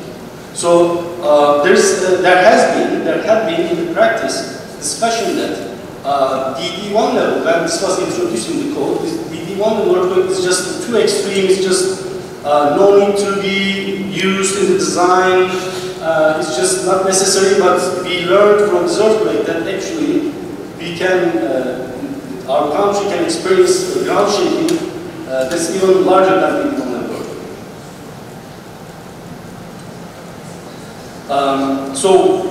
This is a case it was very interesting, and I mentioned this in my other presentations. So the hotel that you see behind is actually standing up, and the building right beside it, actually two buildings actually collapsed, and these are major overturning collapse. Now, after some investigation, we found out that first of all, there's a poor soil conditions. The building that's standing actually using a pile foundation. And the buildings that those are collapsed, they are using just typical net foundation. But when you look into their structural systems, they are not that bad. And when you look into the nearby ground accelerations, you will see that lateral ground accelerations are quite low. But when I talk to people there who actually experience this earthquake, they experience large vertical shaking. And they are telling this very clearly, the ground just pushed them up. So we have seen this type of, we are actually not seeing, but we are suspecting that vertical ground acceleration is something that we need to look into carefully. In fact, in practice, I'm involved in various projects, very isolated projects, tall building projects, retrofit projects. So we are actually having major issues with the vertical ground acceleration. So this is, I think, one part that I think Turkish seismic needs to look into carefully. Vertical ground motion is something that's not well understood. It is open to research. I understand this. Again, it's not my area, but there's something really we need to look into there, and that I think may actually be the reason for the major collapse of some of the buildings. Now, another observation I did. This is almost every city that I visit where they have this type of challenge. I observed this. Now, this is a picture of Antakya, and I'm taking a picture from the poor quality housing stock. So you can see the whole city that's destroyed. Now the buildings, those are shown by the red here, is close to the hill top, and the buildings, those are that are experienced major damage. Sorry, I forgot to put it here, but the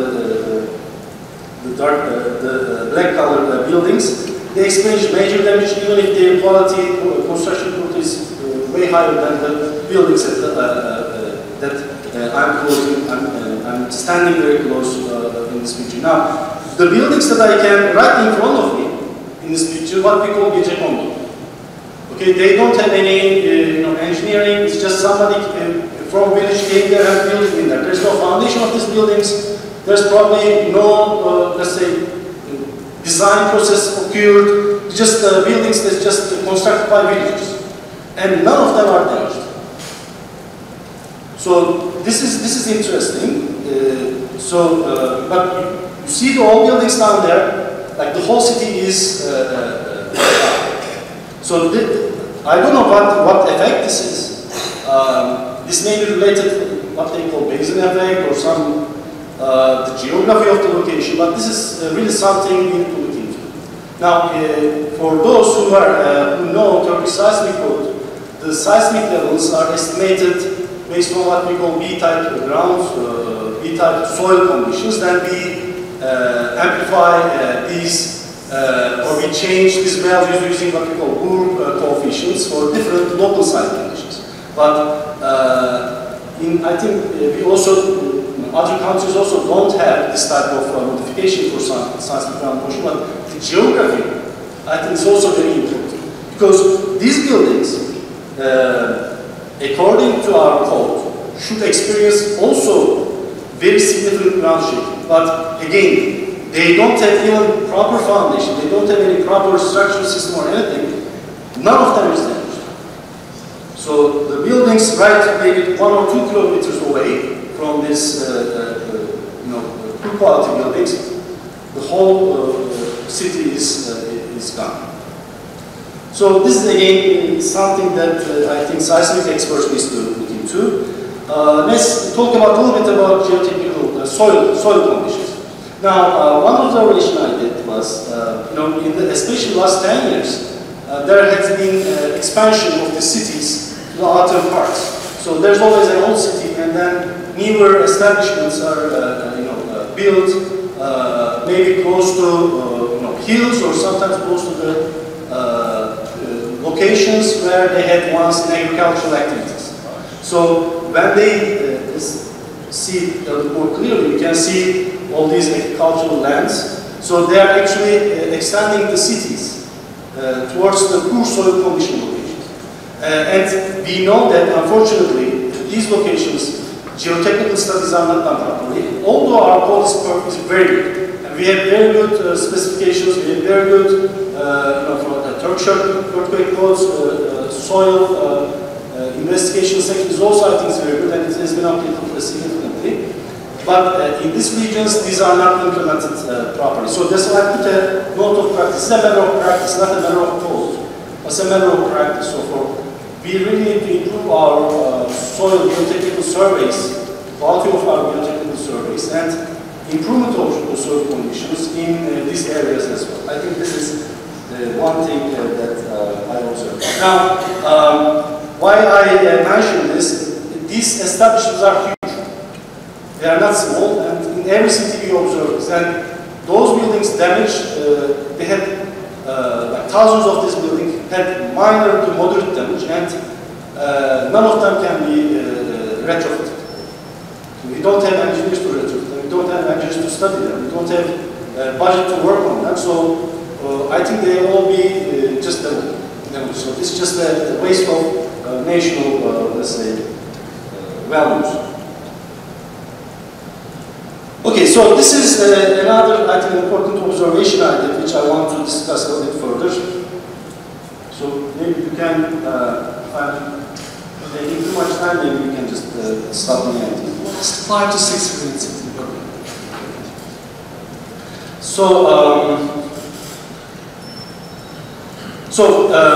in these earthquake areas, we have this typical structural system: shear walls, column beam, frames, and slabs. It's one of them, and I will explain another one. So these are, for all these buildings, again, just remember the Turkish practice, that approach is probably implemented. And again, in every presentation I managed, I didn't see any reinforced concrete shear wall that we observed in experiments.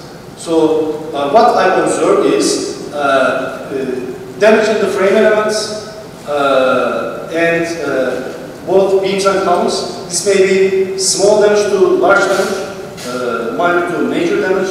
I didn't see any flexural, let's say, non-linear behavior in shear walls, but I see a lot friction, shear friction, let's say, damage, not failure, but damage. So some pictures, you know, a lot of buildings are like this. When you look at the shear walls, you don't see any damage. But then, when you look into their beams, columns, they may be small, but they are still, you can see all these damages. So some of these damages may be on the columns, vertical load carrying elements may be major, which may lead to partial or full collapse. So while you can see in this picture, the shear walls, the shear wall on the left picture is just like flipped. So it didn't show any bending behavior. So first of all, shear walls are not, I didn't see behavior that I expected to see. And frame elements always receive more than significant damage. And columns, if columns experience major damage, this may lead to partial and full collapse. So this structural system, I think we need to look into carefully. So we just use R factor for shear walls, we pick up from the code, and R factor for the shear walls. Implement the design, and sometimes we modify the R factor. But the actual behavior is very different than what we are expecting. Another structural system that is a lot in those areas is shear walls and reef slabs, asphalt, right? So this is frequently used in Turkey. Now the funny thing is, the reefs are 30 centimeters deep, and the slab portion is 7 centimeters. Now if you go to Turkish code, there's this requirement of beams has to be 3 times, beam depth has to be larger than 3 times of the slab thickness, which this one satisfies. And people think that this system now can act like a non-twisting frame, which not. So it's just a, let's say, an optimized version of flat plate slab. It doesn't have any non-frame system. So this is really a void, a big void in my opinion, in our section code. And even the code checkers cannot do anything because on the paper it satisfies the seismic. Now it has poor diaphragm behaviors, poor punching shear behaviors, no lateral system performance,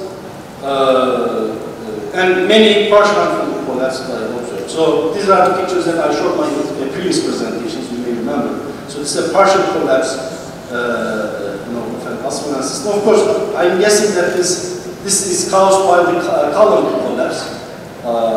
But this is very typical to asphalt systems. So this is, in my opinion, a diaphragm problem. Partially, and these two buildings are reef slab systems, and you can see the punching. So punching through the beam or the reefs of the asphalt. So, anyways, so this has to be reviewed completely. So it's just not done until now, but has to be looked into carefully. So this is actually important that I observed that it's overturned buildings a lot. It's not because of the foundations, it's because of the failure of the structural elements at the lower levels of the building. So the key thing here is I just want to explain something more carefully. Now when we do a typical design, we do our design in the DD2 domain. We don't, typical engineering will never look into issues at DD1 level. So, but certain behavior of the buildings actually can only be understood when you work at DD1 level. Of course, ductility can be achieved when you design and you provide ductile behavior when you design, and you just use the ductile, let's say, detail, and we can, I think, comfortably assume that we are achieving a general ductile behavior. But certain structural behaviors does not fall into the category of tactile elements or tactile behavior or brittle and overturning is one of them. Coupled with the complications of the seismic ground motions, soil conditions, so this can generate really major collapse of the buildings, and which in my opinion, actually what happened in the site. So overturning is not investigated for overstrength at DD1 level. There's no requirement in our code. Columns are not verified for overstrength. We never check our columns for overstrength or DD1 level. But just imagine your building experienced DD1 level earthquake, and if your column fails, so what's the whole purpose of the design, right? We are missing out of point. Coupled with the uncertainties in the seismic harmonics and local soil conditions, overturning can lead to major collapse. Other than overturning, there are various other structure-specific non-ductile behavior that can only be observed at ultimate strength or DD1 level. So these are some major collapses that we have seen from various news or media. But if you go to site, you will see many overturned, collapsed buildings. So now, most of these buildings, you will see the shear walls are still staying intact. I am guessing that the corner edge columns failed, and then that lead just like a progressive collapse. So some other pictures, and again the picture that we seen earlier, and the one that's right beside us. So in overall, so this R-factor design is coming from I think 1960s from United States. So at those times we didn't have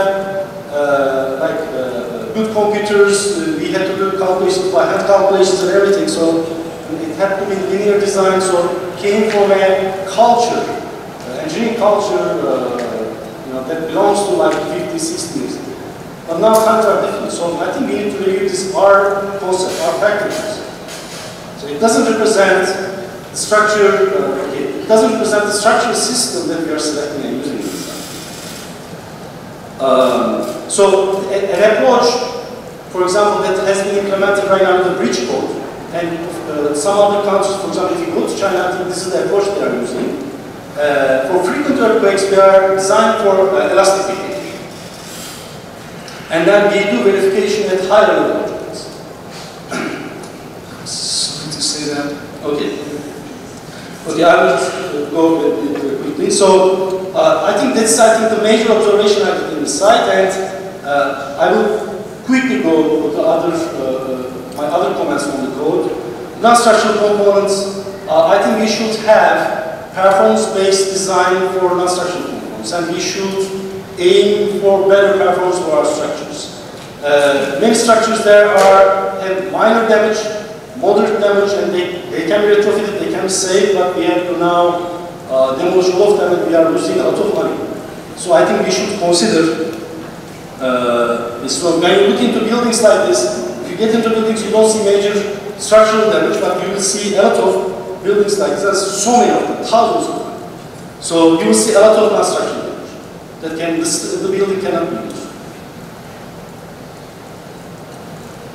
Prefabricated structures, okay, these are, okay, I don't have too much experience in prefabricated reinforcement structures, but I heard that there is part of the code that allows you to use very poor connections in the building, in the structure, if your height of your structure is not higher than 12 meters.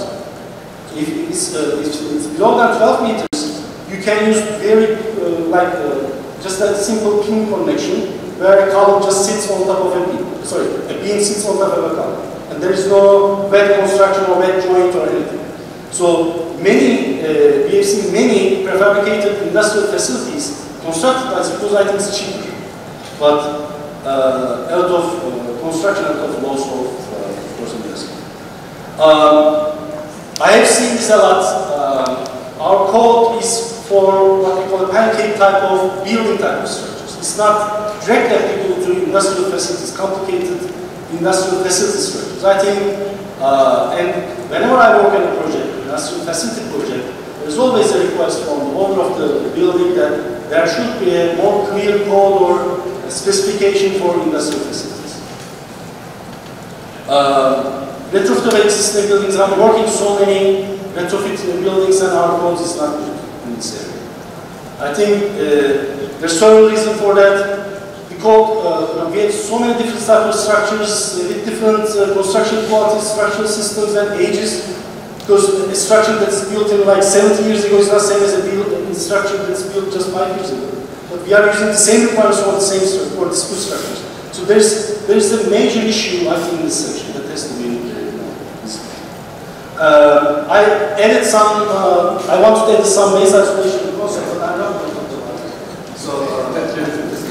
Yes, perfect. Thank you, Dr. Akush, for this very informative presentation. We got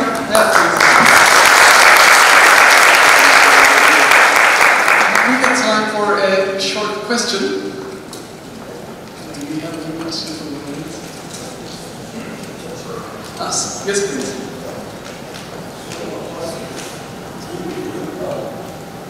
Do you care about the population of Turkey? Do you care about population of Turkey? Why do you have collapse prevention and also life safety and design? Because if you buy an apartment,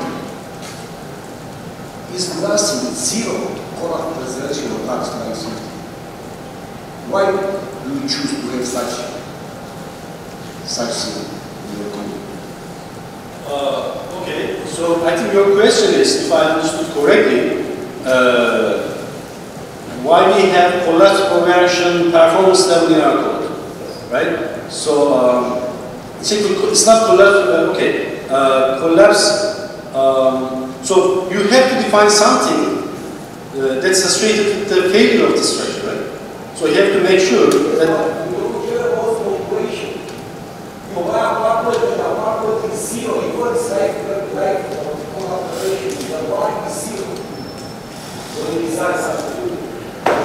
Okay, yeah, I mean this can be discussed. You know, I actually don't have much to say about it. So it's a matter of discussion. So it's just an opinion. So, but I think it's a legitimate question. So anybody wants to ask something?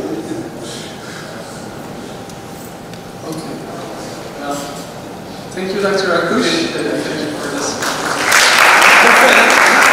my pleasure to invite our last speaker, Dr. Ceyhun from Turkish German University, and he holds several chairs in the industry as well. So he's going to explain those. And the title of the speech is Earthquake Risk Assessment of Industrial Buildings in the Light of February 6, 2023 graduates. Thank you, Dr. I'm the lucky presenter, I guess, and thank you very much for your patience as the last presentation. And many thanks for the invitation. Thank you very much. And I have been working more than 20 years in the insurance sector, and I think the insurance sector is really important, especially in risk management, and since we are dealing with real damages and actually investigating the real causes of the damage. So I think it is important to be having collaborations with the universities more, and I am also in charge of Allianz Technique, Earthquake and Fire Testing and Training Center, located in Turkish German University, and I am proud to say that we have taken the accreditation also for earthquake and reaction to fire tests. And I would like to share my insights together with the site observations after Kahramanmaraş earthquakes. But before that, I want to define the problem that we encounter with the valid question coming from the audience, actually. I'm also asking why, nobody asked me why, which performance target level I want, actually. So while we are designing our buildings in such a major earthquake, which is defined as a severe earthquake for life safety, maybe maybe I can desire immediate usage performance level. So this is a very important concept. Maybe for residential buildings, yes, it could be acceptable, but when it comes to my area, industrial buildings, I'm talking about the code requirements 2007, by the way. It is also the same. Industrial buildings are also the target level is life safety. I don't know if any investor or the owner of the industrial buildings know this case. I think this is the lowest part that the public risk awareness is very low. So, and when it comes to construction cost analysis, which is very important in terms of insurance values, actually the material cost of the structural systems is generally around 30–40% of the overall value. But when it comes to industry, you see very cheap, light industrial buildings, maybe it's even 30%. And sometimes even the modeling companies, global modeling companies, forget that the earthquake damage, what we call, is a multidisciplinary concept, which I'm going to explain more. And for sure, the loss expectancy in the future, especially affecting the industrial areas, is really big. So, what is non-structural elements? Actually, we can define easily everything that you can see in a building, other than columns, beams, and floors, actually. So, the suspended ceilings, walls, partitions, and even the equipments, especially very important. I'm talking about industrial electrical panels, server cabinets, rack storage, and utilities like transformers and UPS systems, such. So, when we define earthquake damage, generally all people concentrate on structural damage. But yes, the structural damage are predominant and they can define the other collateral losses. But when it comes to loss estimation, we have seen in the field that stocks, machinery equipment, utilities, furniture and fixtures, and also glass wall claddings are really having major damage, and which concluded with business interruption. And there are also some damage we can call collateral damage, like fire following earthquake, and also sprinkler leakage. In the field, I have seen a lot of sprinkler system pipes that were totally broken down, and this time earthquake damage converts to water damage. So, and they cannot be used after fire. Let me summarize with 10 items that are the major loss lessons learned after unfortunate earthquakes. As Dr. Barış said, I'm also totally agree that as a structural engineer, I never thought that soil amplification and the soil conditions, including this hill, the location is so much important in the earthquake. So this is number one issue. Structural factors, yes, architectural and structural defects, which I guess for almost after every earthquake we are talking about. But I will try to focus on the non-structural damage part. And also another important finding is the additional constructions that are made, additional sections, which are not included in the original design of the building. So these are also important. I think it is nothing to say about material quality, poor workmanship. And maybe one of the most important finding, and I tried to put in the literature actually, and I haven't been seeing this. Roof-type solar panels.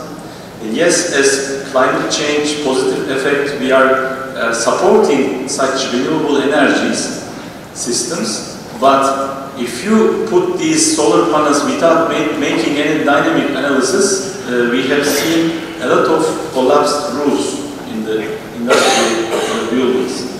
And when it comes to insurance, we have seen that loss of profit insurance is also very important.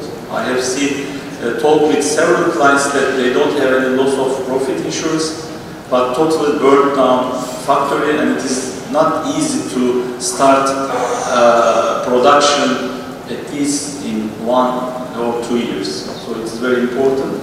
And this earthquake shows that we should think about more realistic BCM plans, business continuity management plans, which should also include the accommodation needs of the employers. So it is not enough to have structure, IT systems, and also machinery equipment. You also need the employers. So you must care about their accommodation, even the psychological behaviors. So these are the brief summary. I don't want to go into detail because there are a lot of good presentations. But I want to again emphasize the need of we should increase this performance target level. I think we should discuss this about in the new design course, because as you see in the 2007 code, it is related. These industrial buildings are also in the other buildings part, and it is sufficient to have life safety, unfortunately. But I guess there is a very critical line, very thin line between life safety and severe damage. So when it comes to shaking table tests, we have really see this, because after certain level of damage, you cannot control, and after you got plastic deformation, there will be hard to go backwards. There is no possibility. So this is very important concept, as the previous presenter said. And even that, we have certain architectural design mistakes like soft stories, projections in the plan, pounding, and short column effect. And even the main requirement of having a strong beam and strong column and weak beam concept is not very well understood in the site. I have seen a lot of buildings, even with a one-story building, there is plastic deformation in the both bottom and the top connections. Yes, non-structural part. I have seen buildings that have no damage in terms of structure, but overturned and slided machinery equipment that they couldn't use in the operation. So this is another important topic. And during our lectures, especially for public risk awareness, we say that please don't use elevators after shocks can be affected, and please don't use. By leaving the building, you should use fire escape routes. I have seen an elevator that totally collapsed down, so this is important part. Glass windows, suspended ceilings, rack stories, and at the right hand side you see broken sprinkler system pipes. And this was very extraordinary example, I guess, because it's a newly constructed hospital building in the area. There is no structural damage, but they cannot use the hospital. So in terms of operation, it is very important to take care about these non-structural elements, including important machinery equipment, especially the electrical equipment in these special buildings.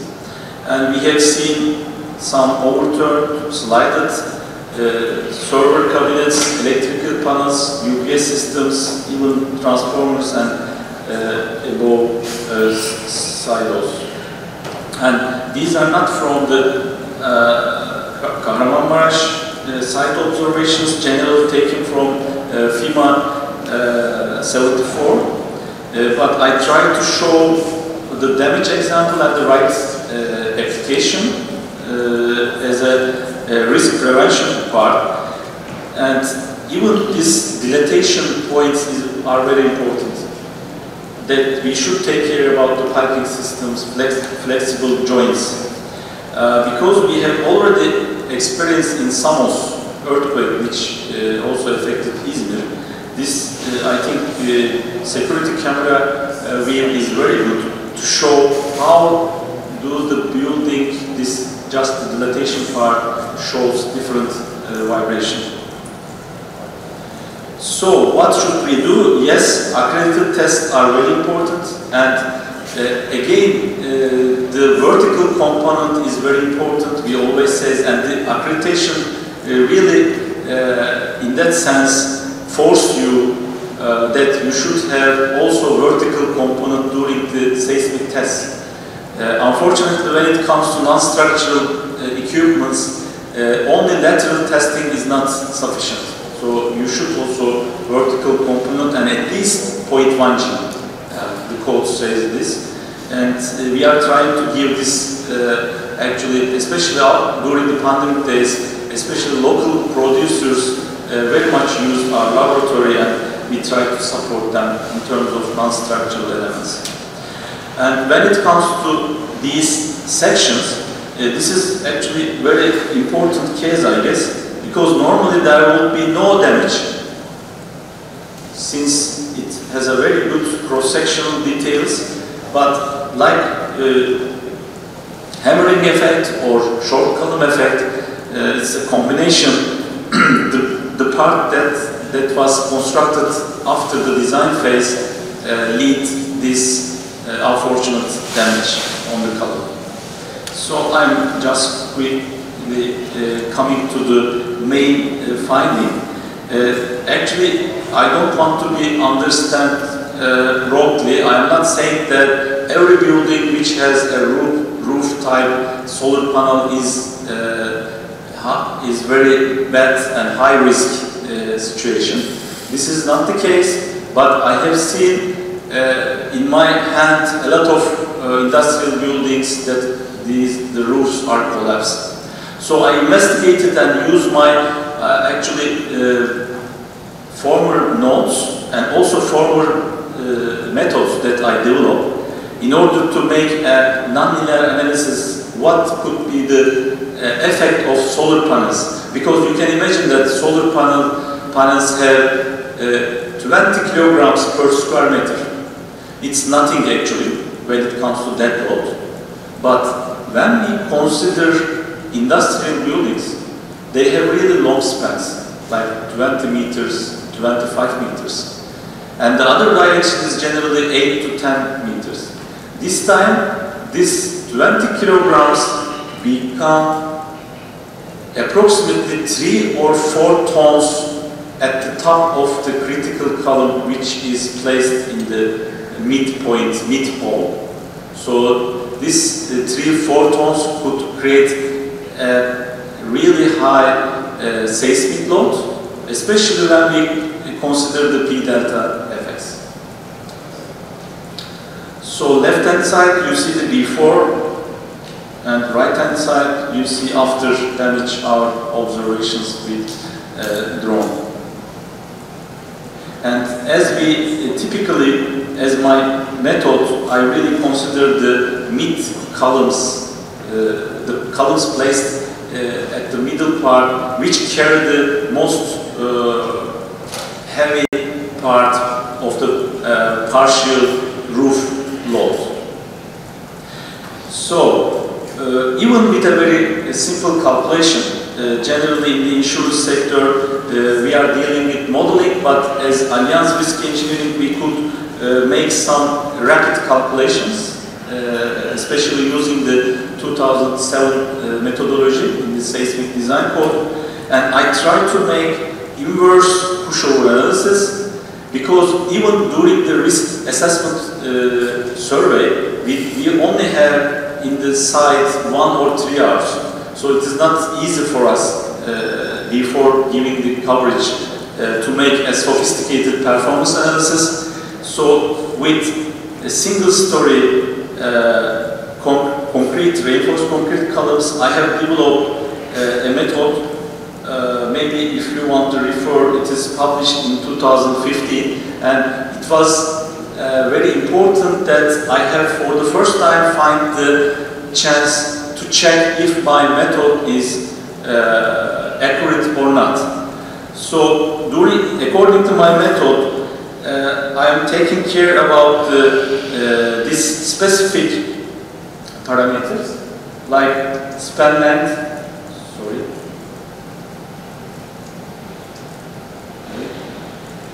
the span length, height of the column, column cross section, and if you don't know the reinforcement details, even you can take the minimum reinforcement as 1%. And the roof system, I also put, after this earthquake, roof type solar panel effect, which is now, you see, 30 kilonewtons. And in such important example, I have seen that according to my loss estimation curves, even this 30 kilonewtons could have an effect that can lead to exceed the collapse damage state. And this is the real damage observation. And some buildings, I have seen that anyway they would collapse according to my method, even they have solar panels or not. But I have seen that such building columns are really performed very good quality, because they really have good confinements and totally in accordance with the code.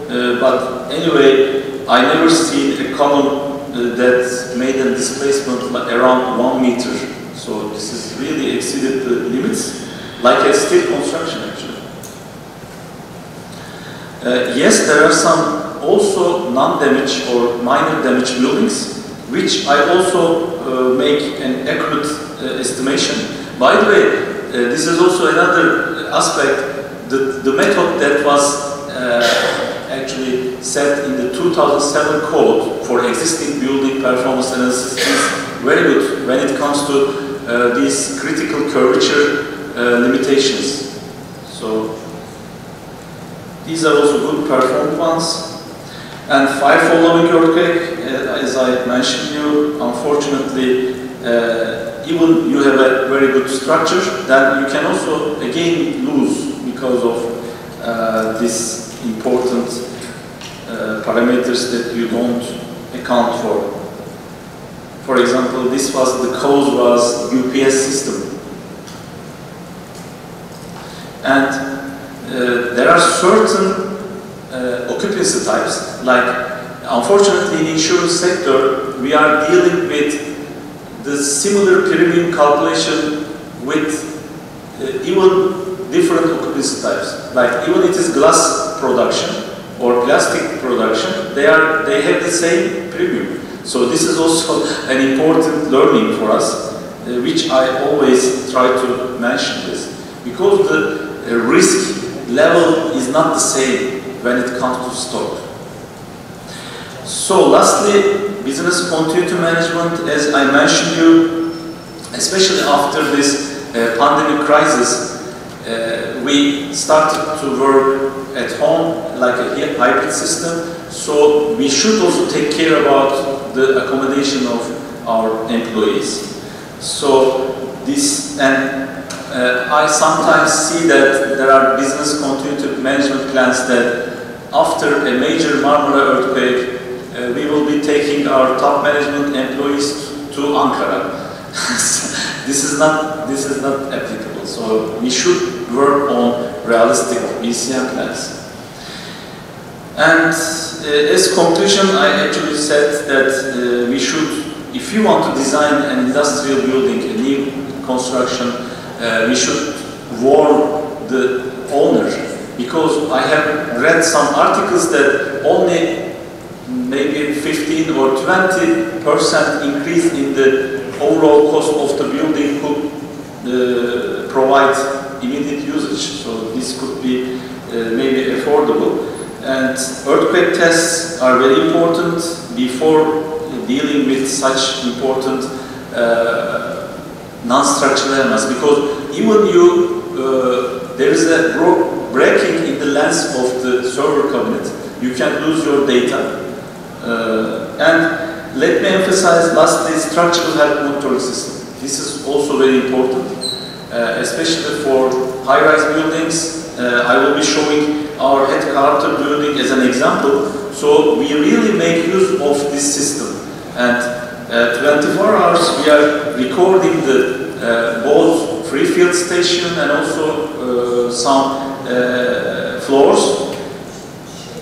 We also see certain earthquakes, starting from Silivri earthquake occurred in 2019.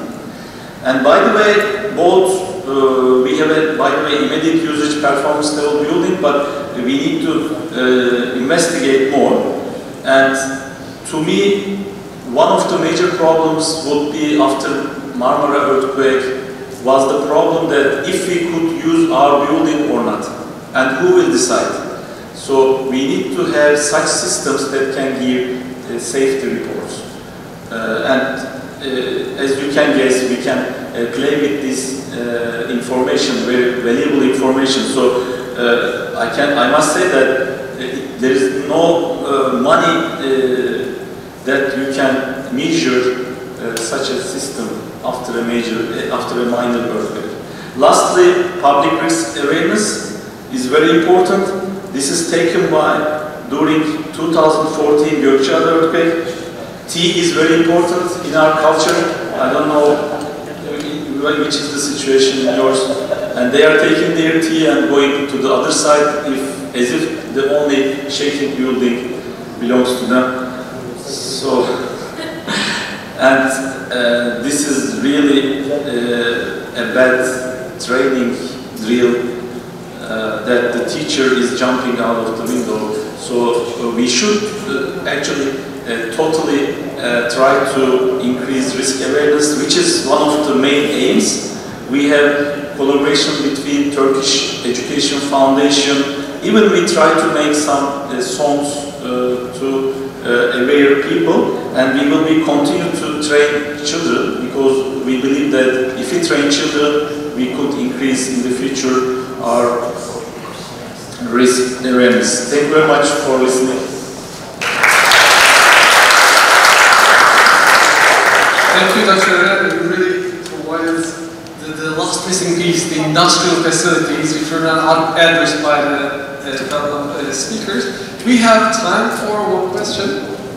No means. Are there any questions? It was, yeah, yes, please.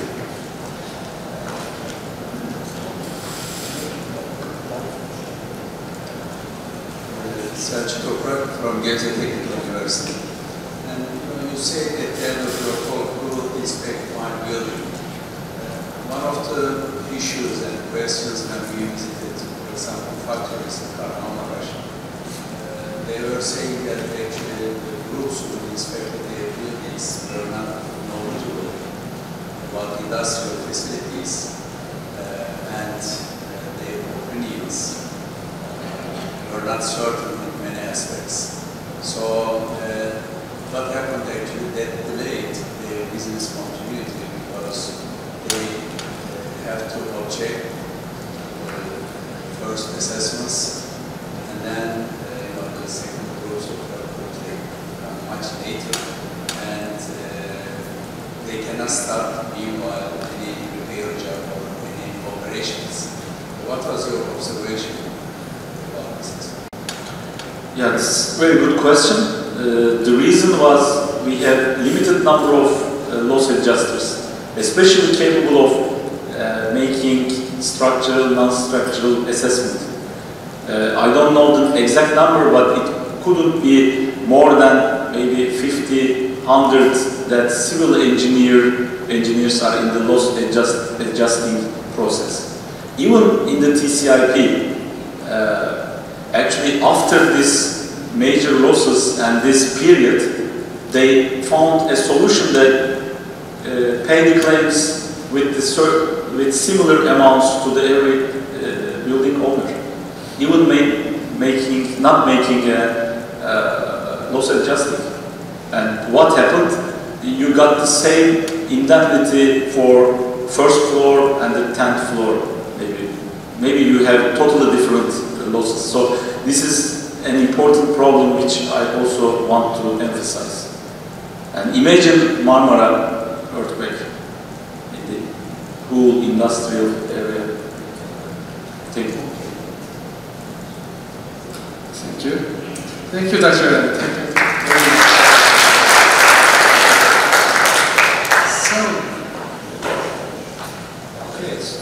So the last step is there's a ceremony, certificate ceremony. It's Professor Yüksel.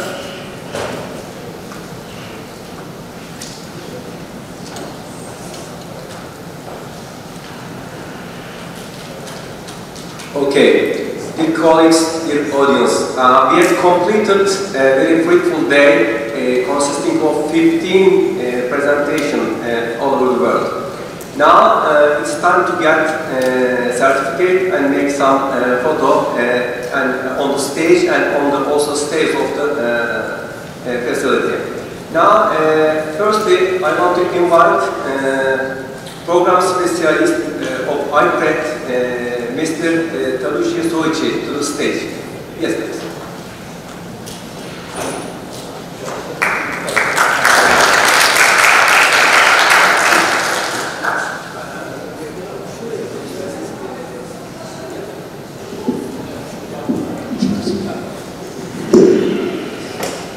I think because of the time limitation, we have to invite all the participants of IPRED to the stage together and serve the certificate and get a photo. And after that, I will repeat the process for the day 2 presenters, okay?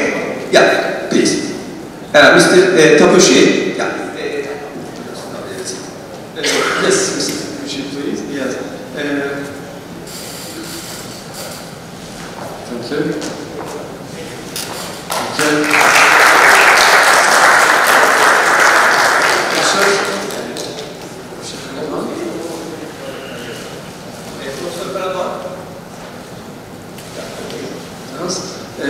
Professor Uluslararası takip gösterenlere soruyoruz. Thank you.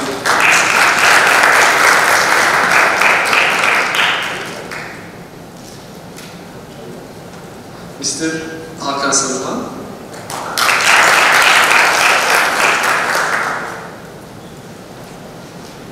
Professor İşiyana.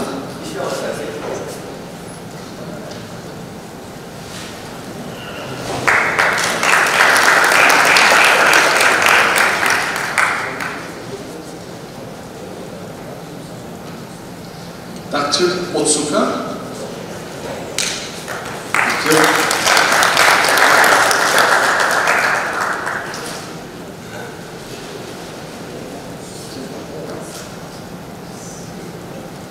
Dr. Azohata.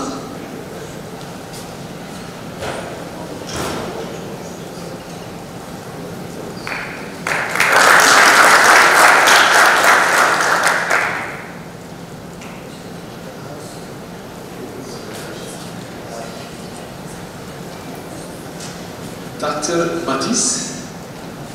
Oscar Batis.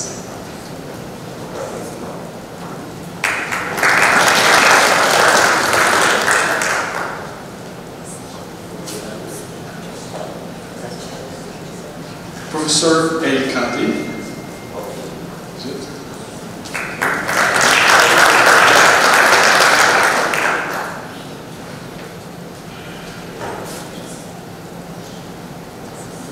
Professor El Kabri.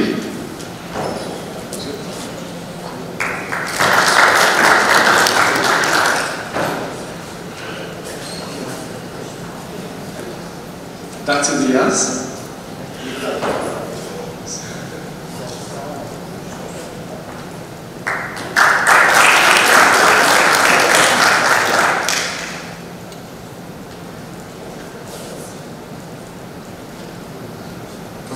Armando Peña.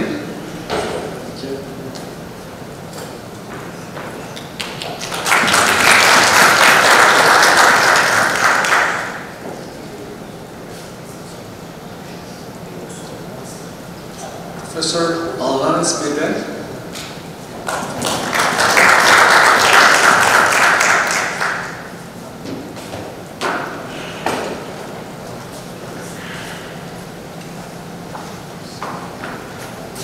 Dr.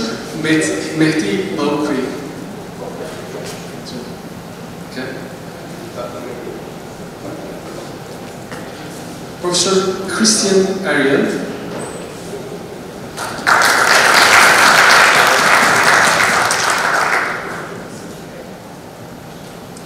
Dr. Natalia Slacheva.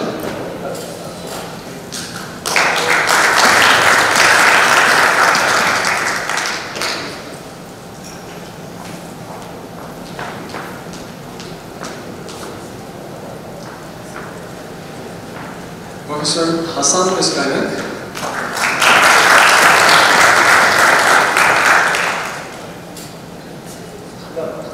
Okay.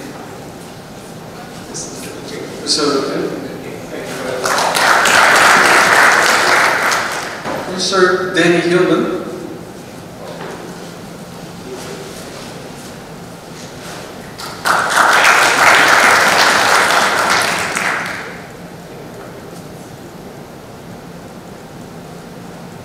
Yasuo Katsuri.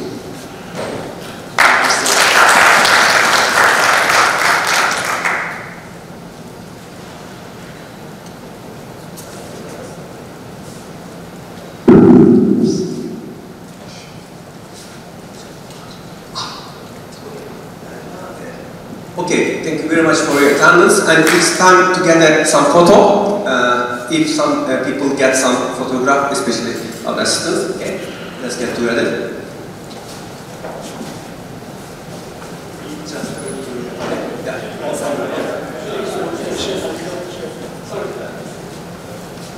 Right, please, please. It's supposed to be.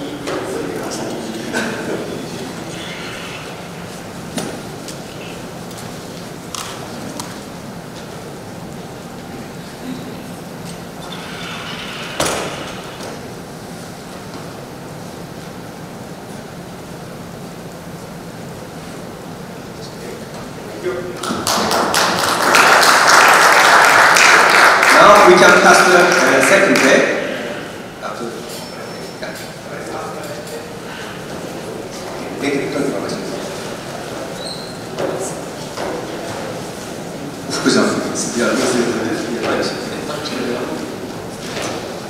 Yes.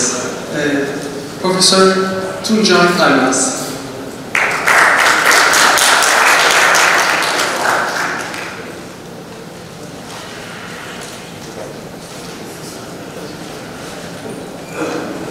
Professor Seda Yolsal Çelikbilen. Professor Anastasios Sextos.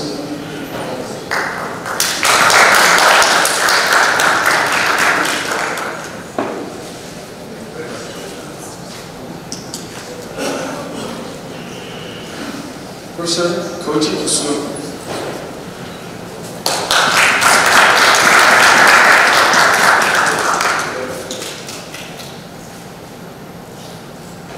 Dr. Patrick Christoph Meyer.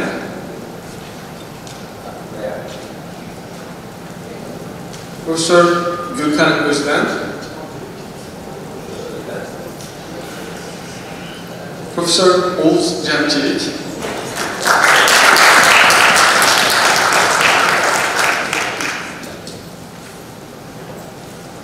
Professor Selçuk Toprak.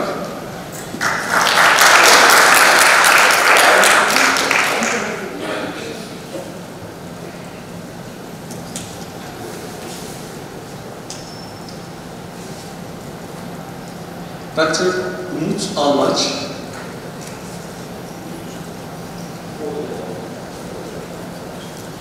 Yes. Professor Ufuk Yazgan.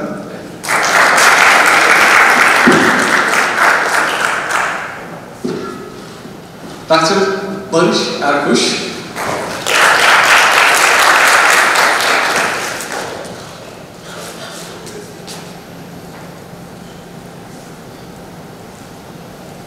Dr. Ceyhun Eren.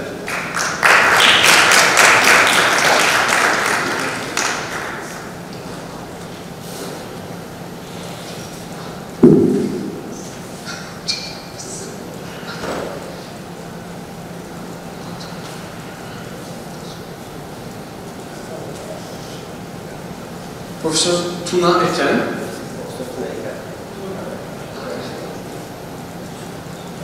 Profesör Tahir Serkan Irmak. Dr. Murat Tamer. Mr. Mehmet Ali Toprak.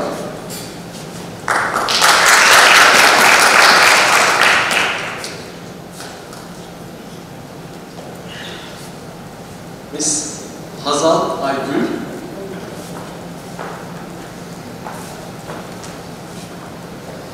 Mr. Ceyhun Erman. Başak.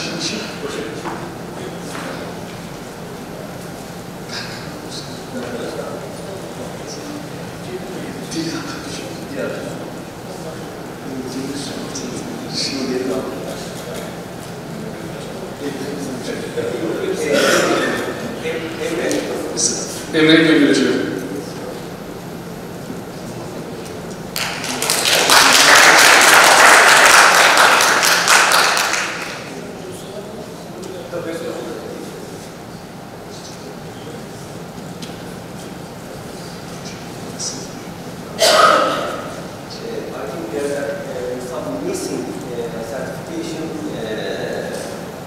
Research assistant Furkan, maybe.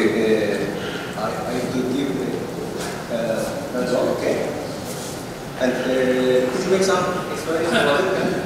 I'm sorry for taking too many certificates because our graduate students and research assistants, they are outside waiting for the bus for the transfer because we are delayed over 30 minutes, so they are keeping the time outside.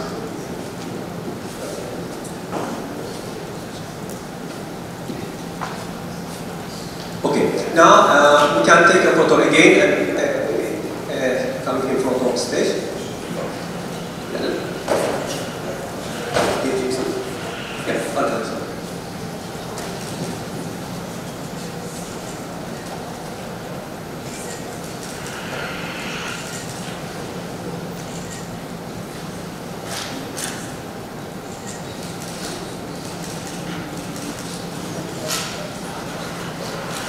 Okay, thank you very much.